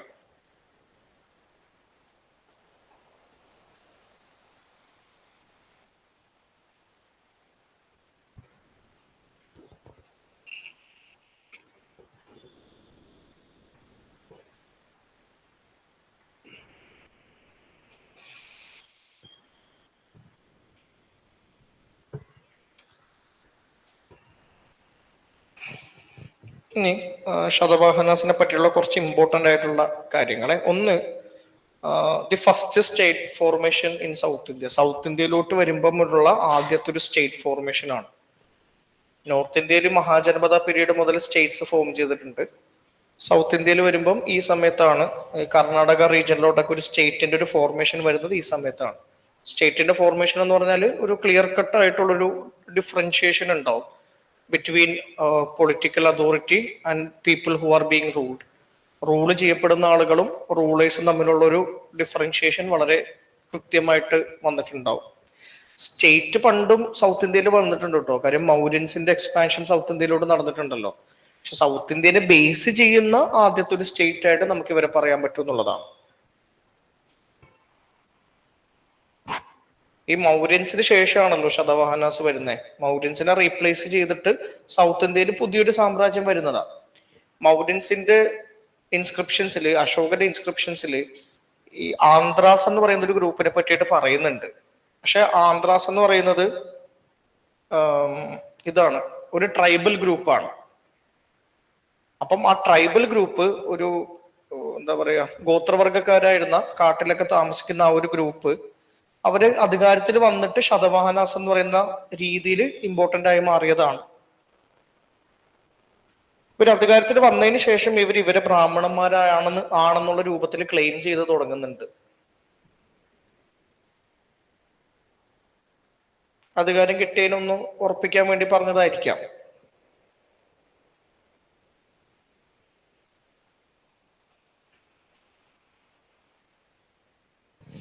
പിന്നെ ഇവരുടേത്, ഈ ശതവാഹനാസിൻ്റെത് ഒരു മാട്രിലീനിയൽ സൊസൈറ്റിയാണ്. എന്ത് ഈ മാട്രിലീനിയൽ എന്ന് പറഞ്ഞാല്? മാട്രിയാർക്കി, മാട്രി ലോക്കൽ, മാട്രി ലീനിയൽ, ഇതൊക്കെ തമ്മിലുള്ള വ്യത്യാസങ്ങൾ എന്തൊക്കെയാ? മാട്രിലീനിയൽ എന്ന് പറഞ്ഞാല് അമ്മയിൽ നിന്നാണ് നമ്മൾ പരമ്പരയൊക്കെ പറയുക, തായ് വഴിയായിരിക്കും ബന്ധം പറയുക. മാട്രിയാർക്കിയോ, അധികാരം സ്ത്രീകൾക്കായിരിക്കും. അധികാരം സ്ത്രീകൾക്ക് എന്ന് പറയുമ്പോഴേക്കും വീട്ടിൽ തീരുമാനങ്ങൾ എടുക്കുന്നത് സ്ത്രീ ആയിരിക്കും. അമ്മയും ഭാര്യയുമായിരിക്കും ഇമ്പോർട്ടൻ്റ് ആയിട്ട് വരുന്നത്. പിന്നെ നാട്ടിൽ ഭരിക്കുന്നതും സ്ത്രീ ആയിരിക്കും. എല്ലാ അർത്ഥത്തിനും ഒരു സ്ത്രീ മേധാവിത്വം കാണും. അങ്ങനെ ഒരു സൊസൈറ്റി ലോകത്ത് തന്നെ കാര്യമായിട്ട് രൂപപ്പെട്ടിട്ടില്ല. കംപ്ലീറ്റ്ലി മാട്രിയാർക്കൽ ആണെന്ന് പറയാൻ പറ്റുന്ന സൊസൈറ്റി ഏതോ ട്രൈബൽ സൊസൈറ്റി ഒക്കെ ഉണ്ടെന്ന് പറയുന്നു. പക്ഷെ ഒരു പെർഫെക്റ്റ് മാട്രിയാർക്കി ആണ് നമുക്ക് ഒന്നിനെയും പറയാൻ പറ്റില്ല. എല്ലാ അർത്ഥത്തിലും സ്ത്രീകളുടെ സൈഡിലോട്ട് പൂർണ്ണമായിട്ടും അധികാരം പോയാൽ മാത്രമേ അതൊരു പെർഫെക്റ്റ് മാട്രിയാർക്കൽ സൊസൈറ്റി ആണെന്ന് പറയാൻ പറ്റുള്ളൂ. അതിനുള്ള പോസിബിലിറ്റി വളരെ കുറവാണ്. വേറൊന്നും കൊണ്ടല്ല, ഒന്ന് ആണുങ്ങൾക്ക് കുറച്ചും കൂടി ഫിസിക്കൽ സ്ട്രെങ്ത് ഉള്ളത് കൊണ്ട്, മസിൽ മാസ് ഉള്ളത് കൊണ്ട് അതിനെ മുതലെടുത്തിട്ട് ഹിസ്റ്റോറിക്കലി ആണൊരു ആധിപത്യം സ്ഥാപിച്ചിട്ടുണ്ട് എല്ലാ അർത്ഥത്തിലും. അതിനെ ഇത്ര നൂറ്റാണ്ടുകൾ, ഇത്ര വർഷങ്ങൾ എടുത്ത് ചെയ്തൊരു സാധനത്തിനെ പെട്ടെന്ന് മാറ്റിയെടുക്കാൻ ഭയങ്കര പാടാണ്. മാട്രി ലോക്കലോ, റെസിഡൻസ് അമ്മയുടെ അവിടെ ആയിരിക്കും. ഇപ്പൊ കല്യാണം കഴിഞ്ഞു കഴിഞ്ഞാല് അമ്മയുടെ അങ്ങോട്ട് അച്ഛൻ വരിക ചെയ്യുക, ഭാര്യയുടെ അങ്ങോട്ട് ഭർത്താവ് വരിക ചെയ്യുക. നിങ്ങൾക്കറിയാവുന്ന ഏതെങ്കിലും മാട്രിലീനിയൽ സൊസൈറ്റീസ് ഉണ്ടോ? തായ് വഴി, അമ്മയുടെ പരമ്പര വഴി ബന്ധം പറയുന്ന അങ്ങനെയുള്ള ഏതെങ്കിലും സൊസൈറ്റി കേരളത്തിൽ നിങ്ങൾ കണ്ടിട്ടുണ്ടോ? നായർ സൊസൈറ്റീസിൽ കുടുംബ പേരൊക്കെ അമ്മയുടെ കുടുംബത്തിന്റെ പേരാ പറയുക. ആക്ച്വലി നായർ സൊസൈറ്റീസ് മാട്രി ലോക്കലും ആണ് കേട്ടോ. ഹസ്ബൻഡ് ഭർത്താവ് ഭാര്യയുടെ വീട്ടിൽ പോയാൽ താമസിക്കുക. തലശ്ശേരിയിലുള്ള മുസ്ലിം ഫാമിലീസിനും ഈ സ്വഭാവമുണ്ട്. കണ്ണൂരുള്ള മുസ്ലിം ഫാമിലീസിന്റെ ഇടയിലും അമ്മ വഴിയാണ് പാരമ്പര്യം പറയുക. അമ്മ വഴി പാരമ്പര്യം പറയാന്ന് പറഞ്ഞു കഴിഞ്ഞാൽ ഇൻഷ്യലൊക്കെ ഇടില്ലേ നമ്മള്, ഇൻഷ്യല് കുടുംബ പേരൊക്കെ ചേർക്കില്ലേ, അതൊക്കെ അമ്മയുടെ കുടുംബത്തിന്റെ പേരായിരിക്കും ചേർക്കുക. കണ്ണൂരുള്ള മുസ്ലിം ഫാമിലീസിന്റെ ഇടയിൽ കല്യാണം കഴിച്ച് പെണ്ണിന്റെ വീട്ടിലോട്ട് ഭർത്താവ് പോയി താമസിക്കുക ചെയ്യുക. മാട്രി ലോക്കലും അവര്, പക്ഷെ മാട്രി ആർക്കലല്ല കേട്ടോ, രണ്ടും വ്യത്യാസമുണ്ട്. ഈ ശതവാഹനാസ് മാട്രിലീനിയല, അമ്മയുടെ പരമ്പര വെച്ചിട്ട് അവര് പറയുക. അതിന് എക്സാമ്പിൾ എന്താന്ന് വെച്ച് കഴിഞ്ഞാല് ഇവരുടെ ഏറ്റവും ഇമ്പോർട്ടന്റ് ആയിട്ടുള്ള കിങ്ങിന്റെ പേരാണ് ഗൗതമി പുത്ര സതകാർണി. ഗൗതമി പുത്ര സതകാർണി എന്നാണ് ഇവരുടെ ഏറ്റവും ഇമ്പോർട്ടന്റ് രാജാവിന്റെ പേര്. അതായത് ഗൗതമിയുടെ പുത്രനായിട്ടുള്ള സതകാർണി, വസിഷ്ഠപുത്ര സതകാർണി. അപ്പോഴും അമ്മയുടെ പേര് ചേർത്തിട്ടായിരിക്കും, അമ്മയുടെ പുത്രൻ എന്നുള്ള രൂപത്തിലായിരിക്കും പറയുക. അത് അമ്മയുടെ ആ ഒരു സംഭവത്തിന് ഇമ്പോർട്ടൻസ് കൊടുക്കുന്നത് കൊണ്ടാണ്. ലീനിയേജിന്റെ ഒരു എവിഡൻസ് ആണ് അത് കാണാൻ പറ്റുന്നത്. ഇപ്പൊ ഇവരുടെ ക്യാപിറ്റൽ എന്ന് പറയുന്നത് പ്രതിസ്ഥാന അല്ലെങ്കിൽ പൈഠാന എന്ന് പറയുന്ന മഹാരാഷ്ട്രയിലുള്ള ഒരു സ്ഥലമാണ്. അതൊരു ഫാക്ട് ആയിട്ട് ഒന്ന് എഴുതി വെക്കണേ. ഇനി ഇവരുടെ പാറ്റേൺ ഓഫ് അഡ്മിനിസ്ട്രേഷൻ, ഒരു ഭരണത്തിന്റെ ഒരു സംവിധാനം എന്താണ്? ഒന്നാമതായിട്ട് അവർ പറഞ്ഞു they have divine right to rule. ഇത് പ്രിലിംസിന് വരുമ്പോഴേ ഏത് രാജാവിനെ പറ്റിയിട്ടും they claimed divine right to rule എന്ന് പറഞ്ഞു കഴിഞ്ഞാൽ അതിന് ശരിയായിട്ട് എടുത്തോ. കാര്യം ഏൻഷ്യന്റ് ആൻഡ് മെഡീവൽ പീരീഡിൽ ഇലക്ഷൻസ് ഒന്നും ഇല്ലാത്തത് കൊണ്ട് തന്നെ രാജാവ് എപ്പോഴും അധികാരം മുക്കി ഉറപ്പിക്കാൻ വേണ്ടിയിട്ട് ദൈവത്തിന് എങ്ങനെയെങ്കിലും നൈസായിട്ട് അസിമുലേറ്റ് ചെയ്യും. ദൈവത്തിന്റെ പുത്രനെന്നോ ദൈവത്തിന്റെ പ്രിയപ്പെട്ടവനെന്നോ ദൈവമായിട്ട് നൽകപ്പെട്ടതോ അങ്ങനെ എന്തെങ്കിലുമൊക്കെ പറയും, എല്ലാവരും പറയുന്നുണ്ടത്. അപ്പൊ അതിന് നിങ്ങൾ എന്ത് ചെയ്യണ്ട, ഒരു സ്പെഷ്യൽ ഫാക്ട് ആയിട്ട് ഏതെങ്കിലും ഒരു എംപയറിന്റെ കാര്യത്തിൽ പഠിക്കണ്ട, എല്ലാവരും അത് ക്ലെയിം ചെയ്തിട്ടുണ്ടെന്ന് നിങ്ങൾ പഠിച്ചാൽ മതി. രണ്ടാമതായിട്ട് അപ്ഹോൾഡർ ഓഫ് ധർമ്മ. ഇവിടെ നിങ്ങൾ മനസ്സിലാക്കേണ്ട ഒരു കാര്യേ, അതായത് ഈ നോർത്ത് ഇന്ത്യയിലുള്ള ബ്രാഹ്മണന്മാര്, അതായത് ആര്യന്മാര് ഇന്ത്യയിൽ വന്നിട്ട് വേദങ്ങളൊക്കെ എഴുതുന്നത് നോർത്ത് ഇന്ത്യയിലാണ്. നോർത്ത് ഇന്ത്യയിലുള്ള ഒരു കൾച്ചറും സൗത്ത് ഇന്ത്യയിലുള്ള ഒരു കൾച്ചറും ഡിഫറെന്റ് ആണ്. നോർത്ത് ഇന്ത്യയിലാണ് ആര്യന്മാർ വരുന്നത്, ആര്യന്മാരുടെ Brahmanical culture, Aryan culture spread ചെയ്യുന്നത് നോർത്ത് ഇന്ത്യയിലാണ്. പക്ഷെ ആ കൾച്ചർ പതിയെ പതിയെ സൗത്ത് ഇന്ത്യയിലോട്ട് വന്നു എന്നുള്ളതിന്റെ തെളിവാണ് ഇവര് അധികാരം കിട്ടിയതിന് ശേഷം ഞങ്ങൾ ബ്രാഹ്മണന്മാരാണെന്ന് പറയുന്നത്. അല്ലെങ്കിൽ ഇവർക്ക് ബ്രാഹ്മണന്മാർ ആരാണെന്ന് പോലും അറിയേണ്ടതല്ലല്ലോ. കാര്യം അതൊരു നോർത്ത് ഇന്ത്യൻ കൾച്ചറിന്റെ ഭാഗമാണ് ഈ ചാതുർവർണ്ണ സിസ്റ്റം എന്ന് പറയുന്നത്. ആ സൗത്ത് ഇന്ത്യയിലുള്ള ആളുകൾക്ക് അറിയേണ്ട ആവശ്യം പോലും ഇല്ല. കാര്യം ഇന്ത്യന്റെ അടിയിലോട്ട് കംപ്ലീറ്റ്ലി ഡിഫറെന്റ് ആയിട്ടുള്ള ഒരു കൾച്ചറാണ് ഇന്ത്യയിൽ ഫ്ലറിഷ് ചെയ്തേക്കുന്നത്. ഇന്ത്യന്റെ മേലിലോട്ട് ഒരു നോർത്ത് ഇന്ത്യൻ കൾച്ചറും ഇന്ത്യന്റെ താഴെയിലോട്ട് ഒരു സൗത്ത് ഇന്ത്യൻ കൾച്ചറും. സൗത്ത് ഇന്ത്യൻ കൾച്ചർ എന്ന് പറഞ്ഞിട്ട് നമ്മൾ പൊതുവെ പറയാറ് സംഘം കൾച്ചർ എന്നാണ്. നോർത്ത് ഇന്ത്യൻ കൾച്ചർ നമ്മൾ വിളിക്കാറുള്ളത് ബ്രാഹ്മണിക്കൽ കൾച്ചർ എന്നാണ്. പക്ഷെ പതിയെ പതിയെ ഈ ബ്രാഹ്മണിക്കൽ കൾച്ചർ സൗത്ത് ഇന്ത്യയിലോട്ട് സ്പ്രെഡ് ആയി തുടങ്ങി എന്നുള്ളതിന്റെ ഒരു തെളിവും കൂടിയാണ് ട്രൈബൽ ആയിട്ടുള്ള ഇവരെന്ത് ചെയ്തത്, അധികാരം കിട്ടിയതോട് കൂടിയിട്ട് ഞങ്ങൾ ബ്രാഹ്മണന്മാരാണെന്ന് ക്ലെയിം ചെയ്തത്. ഈ പുതിയതായിട്ട് ഒരു മതത്തിലോട്ടോ ഒരു ആശയത്തിലോട്ടോ വരുന്ന ആളുകൾക്ക് കുറച്ചും കൂടി ഒരു വീറും വാശിയും കൂടുതലായിരിക്കും, അല്ലേ? അപ്പൊ ഇവര് പറഞ്ഞത് ഈ ഹിന്ദു ധർമ്മയെ ഞങ്ങൾ പ്രൊട്ടക്ട് ചെയ്യും, അപ്ഹോൾഡ് ചെയ്യും എന്നാ പറഞ്ഞത്. അതിന്റെ റീസൺ എന്ന് പറയുന്നത് ഇവര് തന്നെ പുതിയതായിട്ട് മാറിയത് കൊണ്ടാണ്. ആ ഒരു അർത്ഥത്തിൽ നമ്മൾ വിചാരിച്ചു വെച്ചാൽ മതി, ഓർത്ത് വെച്ചാൽ മതി.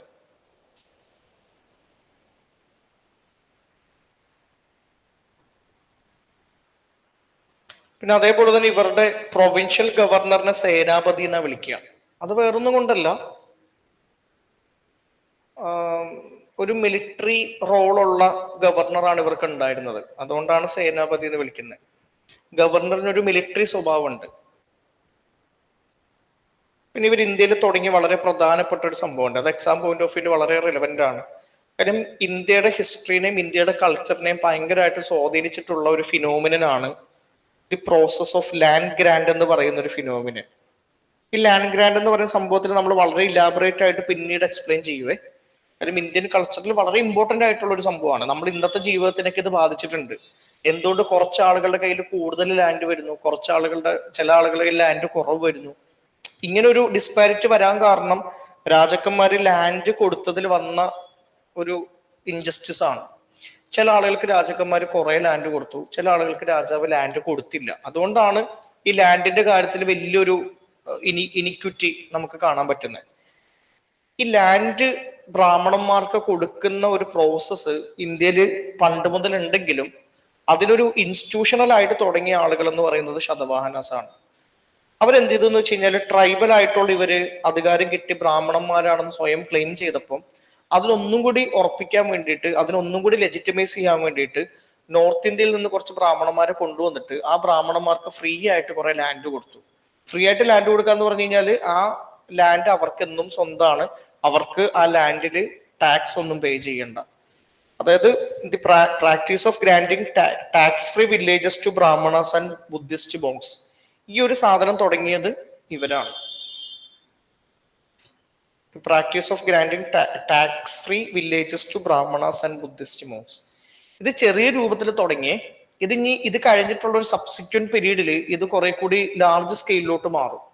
ആ ലാർജ് സ്കെയിലോട്ട് മാറുന്നത് കൊണ്ട് ഇന്ത്യയിൽ കുറെ മാറ്റങ്ങൾ അത് കാരണം ഉണ്ടാകുന്നുണ്ട്. ഞാനത് പിന്നീട് എക്സ്പ്ലെയിൻ ചെയ്യാം. കാര്യം മെഡീവൽ പീരീഡിൽ ലാൻഡ് ഗ്രാൻഡ് എന്ന് പറയുന്ന ഒരു സമ്പ്രദായത്തിനെ പറ്റിയിട്ട് കാര്യമായിട്ട് എക്സ്പ്ലെയിൻ ചെയ്യണം. നമ്മൾ അറിഞ്ഞിരിക്കുന്നതും കൂടിയാണ്. അതായത് അതെങ്ങനെയാണ് ഇന്ത്യൻ സൊസൈറ്റീനെയൊക്കെ മാറ്റിയെടുത്തതെന്നുള്ളതിനെ പറ്റിയിട്ട് ഒരു ധാരണ നമുക്ക് കിട്ടേണ്ടതും കൂടിയാണ്. ഇനി ലാൻഡ് ഗ്രാൻഡ് കൊടുക്കുന്നത് നല്ലൊരു സമ്പ്രദായമായിട്ടാണോ നിങ്ങൾക്ക് തോന്നുന്നത്, മോശമായിട്ടാണോ തോന്നുന്നത്? മോശമായിട്ടാണ്. കാര്യം രാജാവിന് പിന്നെ അവിടെ അധികാരം പോലും ഇല്ലല്ലോ. നിങ്ങൾ ടാക്സ് തരേണ്ട, നിങ്ങളുടെ സ്വന്തമായിട്ട് വെച്ചോ എന്ന് പറയുമ്പോഴേക്കും അവിടെ ഒരു ഏരിയ, ഒരു സോവറിൻ ഏരിയ ആയിട്ട് പുതിയതായിട്ട് മാറിയതുപോലെയാണ്. എല്ലാ ഏരിയയും രാജാവിന്റെ കൺട്രോളിലാവണ്ടേ. ഇതൊരു സ്ഥലത്ത് നിങ്ങൾ ടാക്സ് തരണ്ട എന്ന് പറഞ്ഞാല് രാജാവ് എന്ത് ചെയ്തു, അവിടെ ഉള്ള രാജാവിന്റെ അധികാരത്തിന് വിട്ടുകൊടുത്തു എന്നുള്ള രൂപത്തിലാണ്. ടാക്സ് വേണോന്ന് പറഞ്ഞു കഴിഞ്ഞാൽ അവിടെ രാജാവിന് അധികാരം ഉണ്ടെന്നുള്ളതാണ്. അപ്പം രാജാവിന്റെ വലിയൊരു എംപയറിന്റെ ചില ഭാഗങ്ങളിൽ ഒരു ഇൻഡിപെൻഡന്റ് ആയിട്ടുള്ള ഏരിയാസ് ഡെവലപ്പ് ചെയ്യുന്നത് പോലെ തന്നെയാണിത്. ഇതിൽ നിന്നാണ് ഇങ്ങനെ കൊടുത്തിട്ടാണ് പിന്നീട് നാട്ട് രാജാക്കന്മാരൊക്കെ ഉണ്ടാകുന്നത്. അത് ഞാൻ പറയാം, ഇത് വലിയൊരു സംഭവമാണ്. പക്ഷെ പിന്നീട് ഞാൻ ഇതിനെ പറ്റിയിട്ട് ഡീറ്റെയിൽ ആയിട്ട് പറയുമ്പോൾ ഇതിന്റെ കാര്യം കൂടി അപ്പൊ കണക്ട് ചെയ്യാം. അപ്പൊ നിങ്ങൾക്ക് കുറച്ചും കൂടി ധാരണ കിട്ടും. പക്ഷെ ഇവിടെ നിങ്ങൾ ഇമ്പോർട്ടന്റ് എന്ന് പറഞ്ഞാൽ എഴുതി വെക്കേണ്ട ഒരു പോയിന്റ് ഇതാണ്. ഇന്ത്യയില് ഈ ലാൻഡ് ഗ്രാൻഡ് എന്ന് പറയുന്ന ഒരു സമ്പ്രദായം ആദ്യമായിട്ട് തുടങ്ങിയത് ശതവാഹനാസ് ആണ്. അത് എക്സാമിന് ഇമ്പോർട്ടന്റ് ആണ്. കാര്യം അതിങ്ങനെ കേൾക്കുമ്പോൾ ഒരു കുഞ്ഞിക്കാര്യമായിട്ട് തോന്നുമെങ്കിലുവേ ഇന്ത്യൻ കൾച്ചറിനെയും ഇന്ത്യൻ ഹിസ്റ്ററിനെയും ഭയങ്കരമായിട്ട് മാറ്റിയ ഒരു പ്രോഗ്രാമാണ് അല്ലെങ്കിൽ ഒരു പ്രോസസ്സാണ് the process of land grant എന്ന് പറയുന്നത്. ഇന്നും നമ്മൾ ജീവിക്കുന്ന നമ്മുടെ പല കാര്യങ്ങളായിട്ട് ഈ ലാൻഡ് ഗ്രാൻഡ് കൊടുത്തതിന് ബന്ധമുണ്ട്. അപ്പൊ ഞാൻ മിഡീവൽ പീരീഡിന്റെ തുടക്കത്തിൽ, ഏർലി മിഡീവൽ പീരീഡിന്റെ സമയത്ത് അത് ഡീറ്റെയിൽ ആയിട്ട് പറയാം. അപ്പൊ നിങ്ങൾക്ക് നല്ല ക്ലാരിറ്റി വരും. ആ സമയത്ത് ഞാൻ വീണ്ടും ഇതെടുത്ത് പറഞ്ഞോളാം, ഇതെങ്ങനെയാണ് ഇവോൾവ് ചെയ്തതെന്ന് പറയുന്ന സമയത്ത്.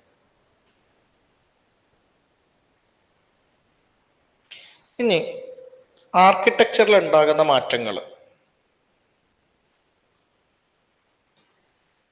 ഈ ശതവാഹനാസിന്റെ ഏരിയാസ് എന്ന് പറയുന്നത് മഹാരാഷ്ട്ര ആ ഒരു ഭാഗമൊക്കെയാണല്ലോ, കർണാടക.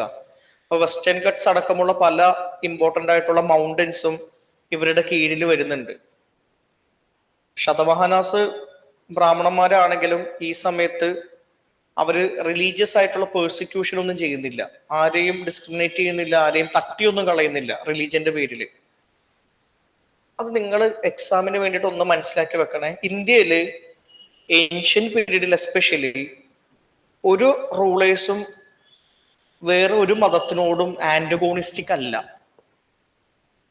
അതായത് ഇന്ത്യയിലുള്ള എല്ലാ രാജാക്കന്മാർക്കും ഒരു സെക്കുലർ സ്വഭാവം ഉണ്ട്. കാര്യം നമുക്ക് എങ്ങനെയെങ്കിലും ഒരു സ്റ്റേറ്റ്മെന്റ് വന്നു എന്ന് വിചാരിക്കേ, ഈ രാജാവ് ഇന്ന മതത്തിനോട് ആന്റഗോണിസ്റ്റിക് ആണ് എന്ന് സ്റ്റേറ്റ്മെന്റ് വന്നു കഴിഞ്ഞാൽ അത് എപ്പോഴും തെറ്റായിരിക്കും. അങ്ങനെ കാണാനേ പറ്റില്ല. ആകെ ഒരു സ്ഥലത്ത് മാത്രമേ നമുക്കൊരു ആന്റഗോണിസം, ഒരു എതിർപ്പ്, ദേഷ്യം കാണാൻ പറ്റുള്ളൂ. അത് ശുംഗ ഡൈനാസ്റ്റിയുടെ കാര്യത്തിലാണ്. ശുംഗ ഡൈനാസ്റ്റി വന്ന സമയത്ത് ദേ ക്ലിയർലി പേഴ്സിക്യൂട്ടഡ് ബുദ്ധിസ്റ്റുകളോടൊരു ദേഷ്യം ഉണ്ടായിരുന്നു. അതിന്റെ ഒരു കോണ്ടെക്സ്റ്റ് ഞാൻ പറഞ്ഞല്ലോ. അവർ വരുന്നത് തന്നെ ഒരു ബ്രാഹ്മണിക്കൽ റിയാക്ഷൻ എന്ന് പറയുന്ന രൂപത്തിലാണ്. ബുദ്ധമതത്തിന്റെ വലിയൊരു ഗ്രോത്തിനെ തടയാൻ വേണ്ടിയിട്ട്, മൗര്യൻസിനെ റീപ്ലേസ് ചെയ്യാനും വേണ്ടിയിട്ടാണ് അവർ വരുന്നത്. അപ്പൊ അവര് മാത്രമാണ് ബുദ്ധിസ്റ്റുകൾ പെർസിക്യൂട്ട് ചെയ്തിട്ടുള്ളത്. അല്ലാതെ ത്രൂ ഔട്ട് ദി ഹിസ്റ്ററിയിൽ ഒരു രാജാവ് പെർസിക്യൂട്ട് ചെയ്യുന്നത് വളരെ കുറവാണ്. ഔറംഗസീബ് ഒക്കെ ഉണ്ട് കേട്ടോ, പക്ഷെ പൊതുവെ നമുക്ക് അങ്ങനെ കാണാൻ പറ്റില്ല. കാര്യം ഒന്ന് രണ്ട് പ്രാവശ്യം ഇങ്ങനെ ചോദ്യം വന്നിട്ടുണ്ട്, this dynasty or this empire were antagonistic to this religion. അങ്ങനെ വരില്ല ഇന്ത്യയിൽ. അപ്പൊ ഇവര് ബ്രാഹ്മണന്മാരാണെങ്കിലും ഇവരുടെ ഭരണ കാലഘട്ടത്തിൽ ഇവർ എന്ത് ചെയ്യുന്നുണ്ട്, ബാക്കിയുള്ള റിലീജിയൻസിനും വളരാനായിട്ടുള്ള അവസരം കൊടുക്കുന്നുണ്ട്. എസ്പെഷ്യലി ബുദ്ധിസത്തില് നോക്കിക്കഴിഞ്ഞാല്, ജൈനസത്തില് നോക്കിക്കഴിഞ്ഞാല് ട്രേഡേഴ്സും മെർച്ചൻസ് ഒക്കെ ഭയങ്കരമായിട്ട് ഈ മതങ്ങളിലോട്ട് പോയിട്ടുണ്ട്. കാര്യം വൈശ്യ കമ്മ്യൂണിറ്റി ആണ്, പിന്നെ പീസ് ഒക്കെ ആഗ്രഹിക്കുന്ന ആളുകളായതുകൊണ്ട് ഈ മതം അവർക്ക് കുറെ കൂടി ആപ്റ്റ് ആണ്. അപ്പൊ ഇവര് ഡൊണേഷൻസ് ഒക്കെ കൊടുത്തിട്ട് ഈ വെസ്റ്റേൺ ഗട്ട്സിലും അതേപോലുള്ള മലകളിലൊക്കെ ആയിട്ട് കുറെ റോക്കറ്റ് കേവ്സ് പണിയുന്നുണ്ട്. റോക്കറ്റ് കേവ്സ് ഇന്ത്യയിൽ ഒരു ഇൻസ്റ്റിറ്റ്യൂഷണൽ ആയിട്ട് തുടങ്ങുന്നത് മൗര്യൻ പീരീഡിലാണ്. പക്ഷെ ഈ പീരീഡ് ആകുമ്പോൾ, പോസ്റ്റ് മൗര്യൻ പീരീഡ് ആകുമ്പോഴേക്കും ശതവാഹനാസിന്റെ കീഴിൽ ഈ റോക്കറ്റ് ആർക്കിടെക്ചർ ഒരു പുതിയൊരു ഘട്ടത്തിലോട്ട് കടക്കും. രണ്ട് തരം ബിൽഡിങ്സ് ആണ് ഈ ഒരു സമയത്ത് അവർ പണിയുന്നത്. തുടക്കത്തിൽ നിങ്ങൾ അശോകന്റെ കാലഘട്ടത്തിലുള്ള റോക്കറ്റ് കേവ്സ് കണ്ടത് ഓർമ്മയുണ്ടോ? ഒരു പ്ലെയിൻ റെക്ടാങ്കുലർ ഹാളാണ്. അത് മാറിയിട്ട് ഈ ശതവാഹനാസിന്റെ സമയം ആവുമ്പോഴേക്കും ഈ രൂപത്തിലാവും റോക്കറ്റ് കേവ്സ്. ഇതൊക്കെ മലകളായിരുന്നു കേട്ടോ. മലകൾ തുരന്നുണ്ടാക്കിയേക്കുന്നതാണ്, അല്ലാതെ ഇഷ്ടികയും സിമെന്റും വെച്ച് ഉണ്ടാക്കിയേക്കുന്നതല്ല കേട്ടോ. ബ്രിക്ക് കൊണ്ട് ഉണ്ടാക്കിയേക്കുന്ന സ്ട്രക്ചറൽ ബിൽഡിങ്സ് അല്ല, റോക്ക് കട്ട് ചെയ്ത് ഉണ്ടാക്കിയേക്കുന്ന ബിൽഡിങ്സ് ആണ്. ഇത് കാണുമ്പോഴേക്കും ഒരു ഡോർമെട്രി പോലെയൊക്കെ തോന്നും, ഹോസ്റ്റൽ പോലെയൊക്കെ തോന്നുന്നുണ്ടെങ്കിലും അതൊരു മലയായിരുന്നു. ആ മല തുരന്നിട്ട് അവരൊരു വലിയൊരു ബിൽഡിംഗ് ഉണ്ടാക്കിയേക്കുന്നതാണ്.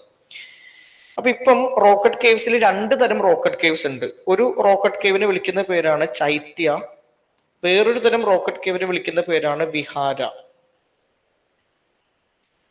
ഇതാണ് ചൈത്യ, ഇതാണ് വിഹാര. ചൈത്യ, വിഹാര. ചൈത്യാസും വിഹാരാസും കൂടി ചേർന്ന റോക്കറ്റ് കോംപ്ലക്സുകൾ പണിത് തുടങ്ങി. ഒരു കോംപ്ലക്സ് പോലെ ചൈത്യാസ് ഉണ്ടാവും, അതിന്റെ സൈഡിൽ വിഹാരാസ് ഉണ്ടാവും. ഇപ്പൊ നിങ്ങൾക്ക് ചൈത്യം കാണാം, വിഹാരയും കാണാം. ഇത് രണ്ടും കാണുമ്പോഴേക്കും അതിന്റെ ഫങ്ഷനാലിറ്റിയിൽ കുറച്ച് ഡിഫറൻസസ് ഉണ്ട്, പർപ്പസിന്റെ ഡിഫറൻസസ് ഉണ്ട് എന്നുള്ളത് കാണുമ്പോൾ തന്നെ മനസ്സിലാവും. നോക്കിയിട്ട് എന്താണെന്നൊന്ന് പറഞ്ഞേ. ചൈത്യ എന്ന് പറയുന്നത് എന്തിനു വേണ്ടിയിട്ട് പണിതേക്കുന്നതാണ്, വിഹാര എന്ന് പറയുന്നത് എന്തിനു വേണ്ടിയിട്ട് പണിതേക്കുന്നതാണ്. ആ ബിൽഡിങ്ങിന്റെ ഒരു ആർക്കിടെക്ചറിൽ തന്നെ നമുക്ക് അതിന്റെ ഒരു പർപ്പസ് മനസ്സിലാക്കാൻ പറ്റും. എന്താണ് ചൈത്യ എന്ന് പറയുന്നത്? വർഷിപ്പിന് വേണ്ടിയിട്ട്, പ്രയറിന് വേണ്ടിയിട്ട്. വിഹാര എന്ന് പറയുന്നത് താമസിക്കാൻ, റെസിഡൻസിന് വേണ്ടിയിട്ട്. ഈ ചൈത്യ വർഷിപ്പിനാണ് നിങ്ങൾ പറയാൻ കാരണം എന്താ?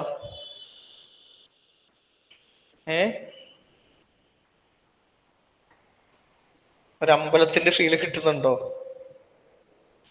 വേറൊരു റീസൺ ഉണ്ട്. ഒരു റിലീജിയസ് വെനറേഷൻ കാണാൻ പറ്റുന്ന ഒരു സാധനം അതിന്റെ ഉള്ളിലുണ്ട്. സെൻട്രൽ എന്താ കാണുന്നത്? ആ കാണുന്ന എന്താന്ന് പറയും? ഇതെന്താ? സ്തൂപ. സ്തൂപയാണത്. അപ്പൊ സ്തൂപ എവിടെയാ പണിയുന്നേ? ഒരു വർഷിപ്പ് ചെയ്യുന്ന ഒരു സ്ഥലത്തല്ലേ സ്തൂപ പണിയുന്നേ. ഈ സ്തൂപ പൊതുവെ പണിയാറുള്ളത് എന്തിനു വേണ്ടിയിട്ടാ? ഞാൻ പണ്ട് പറഞ്ഞിട്ടുണ്ടല്ലോ, റിലിക്സ്, അതായത് ബുദ്ധന്റെയും ബോധിസത്വാസിന്റെയും റിലിക്സിന്റെ മേലെയാണ് പൊതുവെ സ്തൂപ പണിയാറുള്ളത്. അപ്പൊ സ്തൂപ ഇവിടെ പണിയുമ്പോഴും അതിന്റെ അടിയിൽ എന്തുണ്ട്? റിലിക്സ് ഉണ്ട്, അവശിഷ്ടങ്ങളുണ്ട്. ബുദ്ധനായിട്ട് ബന്ധപ്പെട്ടിട്ടോ അതർ ബുദ്ധിസ്റ്റ് പേഴ്സണാലിറ്റീസ് ആയിട്ട് ബന്ധപ്പെട്ടിട്ടോ ഉള്ള റിലിക്സ് ഈ സ്തൂപയുടെ അടിയിൽ എന്താണെങ്കിലും ഉണ്ടാവും. ചുരുക്കി പറഞ്ഞാല് ഒരു ചിത, നമ്മൾ ചിതാഭസ്മം എന്നൊക്കെ പറയില്ലേ, ഒരു ചിതാഭസ്മം ആ സ്തൂപയുടെ അടിയിലുണ്ട്. ഈ ചിത എന്ന് പറയുന്ന വാക്കിൽ നിന്നാണ് ചൈത്യ എന്ന് പറയുന്ന വാക്ക് വന്നത് തന്നെ. അത് വെച്ചിട്ട് ഓർത്താൽ മതി. ചിതയാണ് ചൈത്യമായിട്ട് മാറിയത്.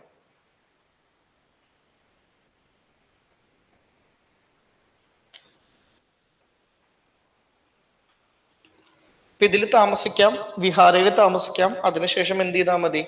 ചൈത്യയിൽ പോയിട്ട് വർഷിപ്പൊക്കെ നടത്തിയാൽ മതി.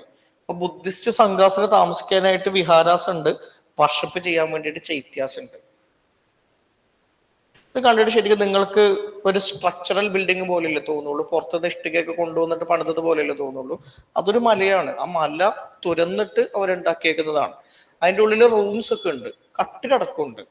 കട്ടില് പോലും പുറത്തുനിന്ന് കൊണ്ടുപോയ മരത്തിന്റെ കട്ടിലല്ല കേട്ടോ. അതായത് ആ മല തുരന്ന സമയത്ത് കട്ടില് പോലും അവർ തുരന്നുണ്ടാക്കിയിട്ടുണ്ട് കടക്കാൻ വേണ്ടിയിട്ട്. എന്തൊരു വിഷനായിരിക്കുമല്ലോ ആളുകൾക്ക്.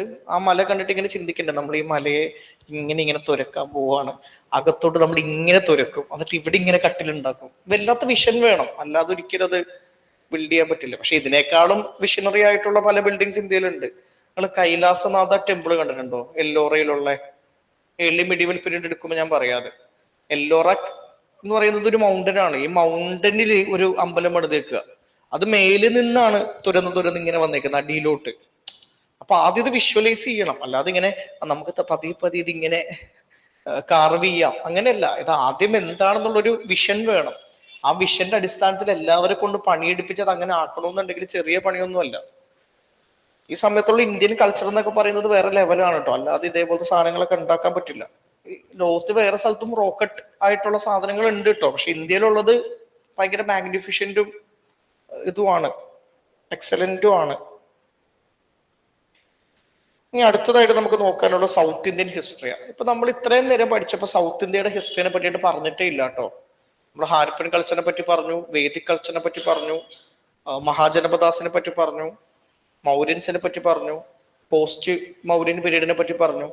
ഈ ഡീപ്പ് സൗത്ത് എന്ന് പറയുന്ന ഒരു ഏരിയ ഉണ്ടല്ലോ, കേരള, തമിഴ്നാട്, കർണാടക, ആന്ധ്ര, ഇതിൽ നമ്മളിപ്പോ ശതവാഹനാസ് ജസ്റ്റ് വന്നു പോയി എന്ന് പറഞ്ഞിട്ടുള്ളൂ. പക്ഷെ ശതവാഹനാസിന്റെ മെയിൻ ഏരിയ എന്ന് പറയുന്നത് മഹാരാഷ്ട്രയാണ്. അപ്പൊ നമ്മൾ ഈ ഡീപ്പ് സൗത്ത് ദ്രവിഡിയൻ സ്റ്റേറ്റുകളായിട്ടുള്ള 4 സ്റ്റേറ്റുകളിൽ ഹിസ്റ്റോറിക്കലി എന്താ സംഭവിച്ചെന്നുള്ളതിനെ പറ്റിയിട്ട് പറഞ്ഞു പോയിട്ടേ ഇല്ല. നമ്മൾ മൊത്തത്തിൽ നോർത്ത് ഇന്ത്യയുടെ ഹിസ്റ്ററിനെ പറ്റിയിട്ടാണ് കൂടുതൽ ചർച്ച ചെയ്തിട്ടുള്ളത്.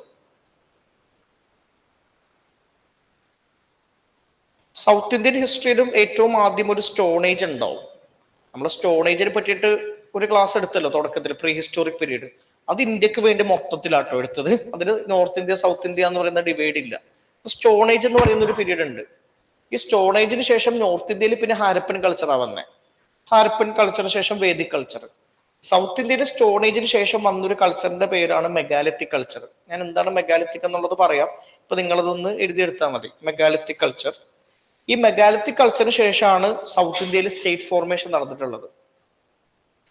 സൗത്ത് ഇന്ത്യയുടെ ഒരു ഹിസ്റ്റോറിക്കൽ എവല്യൂഷനിൽ ഏറ്റവും ആദ്യം ഒരു സ്റ്റോൺ ഏജ്, ഇവിടെ നിയോലിത്തിക് ചാൽക്കോലിത്തിക് പീരീഡ് എന്നാണ് ഞാൻ എഴുതിയേക്കുന്നത്. അതിനു മുമ്പ് മെസോലിത്തിക്കും അതിനു മുമ്പ് പാലോലിത്തിക് ഒക്കെ ഉണ്ടായിട്ടുണ്ട്. സ്റ്റോൺ ഏജ് എന്ന് എഴുതിയാൽ മതി. അതിനുശേഷം megalithic culture. Indus valley culture ഒന്നുമില്ല ഇവിടെ. മെഗാലിത്തിക് എന്ന് പറയുന്ന ഒരു കൾച്ചറാണ് വരുന്നത്. നോർത്ത് ഇന്ത്യയിൽ ഇൻഡസ് വാലി കൾച്ചർ വന്ന സമയത്ത് സൗത്ത് ഇന്ത്യയിൽ ഏത് കൾച്ചറാണ് ഉള്ളത്? മെഗാലിത്തിക് കൾച്ചർ എത്തിയോ? ഇല്ല. ഏത് കൾച്ചറാ? നിയോളിത്തിക് കൾച്ചർ തന്നെയാ.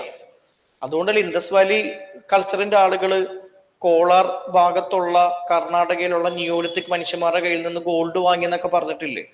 ഇപ്പം സൗത്ത് ഇന്ത്യയിൽ സ്റ്റോൺ ഏജ് കുറെ നാൾ നീണ്ടുപോയി. നോർത്ത് ഇന്ത്യയിൽ ഉണ്ടായ ആ ഒരു സിവിലൈസേഷൻ ബിൽഡ് ചെയ്ത് സൗത്ത് ഇന്ത്യയിൽ പതിയെ ഉണ്ടായത്, കുറച്ച് വൈകി ഉണ്ടായേക്കുന്നത്. ഇപ്പൊ നോർത്ത് ഇന്ത്യയിൽ ഇൻഡസ് വാലി കൾച്ചർ നടക്കുന്ന സമയത്ത് സൗത്ത് ഇന്ത്യയിൽ എന്താ? നിയോളിത്തിക് പീരീഡാ. നോർത്ത് ഇന്ത്യയിൽ വേദിക് പീരീഡ് നടക്കുന്ന സമയത്തും സൗത്ത് ഇന്ത്യയിൽ ഏറെക്കുറെ Neolithic culture, Neolithic Chalcolithic culture തന്നെയാണ്. അതിനുശേഷമാണ് അറൌണ്ട് ഒരു പോസ്റ്റ് വേദിക് പീരീഡിലോട്ടൊക്കെ കയറുന്ന സമയത്ത്, മഹാജനപദ പീരീഡിന്റെ ഒക്കെ സമയത്താണ് സൗത്ത് ഇന്ത്യയിൽ പുതിയൊരു സംസ്കാരം വരുന്നത്, മെഗാലിത്തിക് കൾച്ചർ. മെഗാലിത്തിക് കൾച്ചർ കഴിഞ്ഞിട്ടാണ് 3 സ്റ്റേറ്റുകൾ ഫോം ചെയ്യുന്നത്.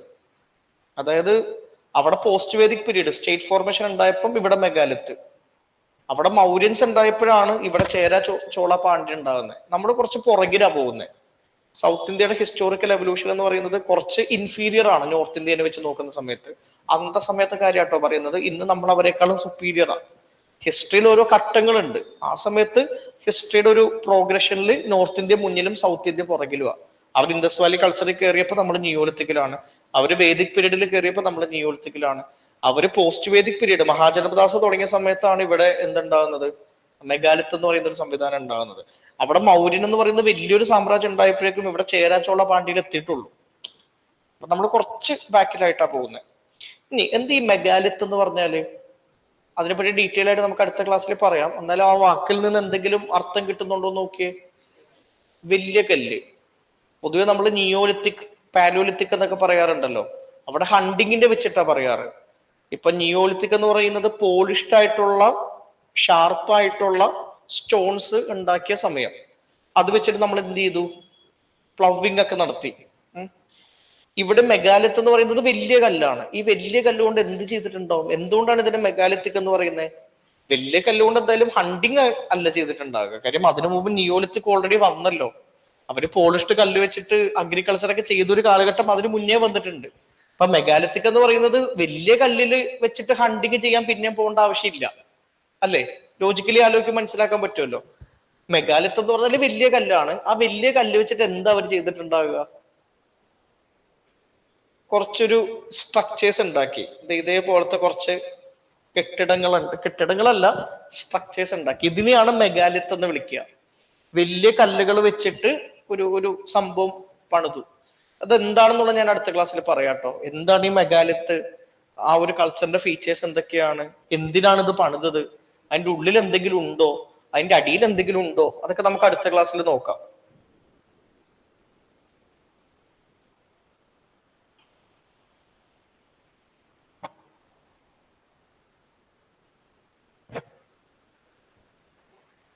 എന്താടാ 6th NCERT ഉണ്ടോ? അതിന്ന് ചോദ്യമൊക്കെ വരാറുണ്ട്.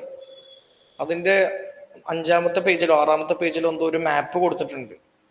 ആ മാപ്പിൽ ഇനാം ഗൗൺ എന്ന് പറയുന്ന ഒരു സൈറ്റിനെ പറ്റിയിട്ടും ഇനാം ഗൗണിന്റെ ഫീച്ചേഴ്സ് ഒക്കെ കൊടുത്തിരുന്നല്ലോ. അത് കഴിഞ്ഞ കൊല്ലത്തെ പ്രിലിംസിന്റെ ക്വസ്റ്റ്യൻ ആയിരുന്നു. ഇനാം ഗൗൺ ചാൽക്കോലിത്തിക് വില്ലേജ്, മഹാരാഷ്ട്ര. നമ്മൾ വിചാരിക്കും 6ാം ക്ലാസ്സിന്റെ ബുക്കല്ലേ, ഇതിൽ വലിയ കാര്യമൊന്നുമില്ലല്ലോ. അതിൽ നിന്നൊക്കെയാണ് അവർ ചോദ്യം ചോദിക്കുന്നത്. അത്യാവശ്യം ചോദ്യം വരാറുണ്ട് ആ ഭാഗത്തു നിന്നൊക്കെ. എനിക്കൊന്ന് ബുർസാഹോം ഇല്ലേ 6ാം ക്ലാസ്സിലെ ബുക്കിൽ, ബുർസാഹോമിനെ പറ്റിയിട്ടില്ലേ? അതും എക്സാമിന് ചോദ്യം വന്നിട്ടുണ്ടല്ലോ. ബുർസാഹോം റോക്കറ്റ് സ്ട്രൈൻ എന്നെന്തോ പറഞ്ഞാൽ കൊടുത്തേ. ആ ബുക്കിൽ അതിനെ പറ്റി ഒന്നും പറയുന്നില്ലല്ലോ. 6ാം ക്ലാസ് മുതൽ ഇമ്പോർട്ടൻ്റാ. പിന്നെന്താന്ന് വെച്ച് കഴിഞ്ഞാല് നമ്മൾ വിചാരിക്കും 6th ക്ലാസ് ഒന്നും ഒന്നുമില്ല, പക്ഷെ വളരെ ബേസിക് ആയിട്ട് കുഞ്ഞു കുട്ടികൾക്ക് പറഞ്ഞു കൊടുക്കുന്നത് പോലെ അത് പറഞ്ഞു തരുന്നുണ്ട്. ഞാൻ 11th 12th ഒക്കെ എന്റെ പ്രിപ്പറേഷൻ ഞാൻ 11th 12th ഒക്കെ വായിച്ചു. പിന്നെ അതിനുശേഷം NCERT ബുക്ക്, ഓൾഡ് NCERT ബുക്കൊക്കെ വായിച്ചതിന് ശേഷമാണ് ഈ 6ാം ക്ലാസ്സിന്റെ ബുക്ക് വായിച്ചത്. പക്ഷെ 6ാം ക്ലാസ്സിന്റെ ബുക്ക് വായിച്ച സമയത്താണ് എനിക്കൊരു ക്ലാരിറ്റി വന്നത്. അതായത് ഇത് ഇങ്ങനെയായിരുന്നില്ലേ എന്നുള്ളത്. കാര്യം നമ്മൾ ബേസിക്സ് പഠിച്ചിട്ടാണ് അടുത്തതിലോട്ട് പോകണ്ടേ. അപ്പൊ കുഞ്ഞു കുഞ്ഞു കാര്യങ്ങൾ ശരിക്കും അറിയുമ്പം നമുക്ക് കുറെ കൂടി ഡോട്ട്സ് കണക്റ്റഡ് ആക്കിയിട്ട് ഒരു കംപ്ലീറ്റ് പിക്ചർ കിട്ടും. അത് വായിക്കുന്നല്ലത് 6ാം ക്ലാസ്സിലെ ബുക്ക്. ചോദ്യം വരുന്നുണ്ട് അതിൻ്റെ ഉള്ളിൽ. Thank you.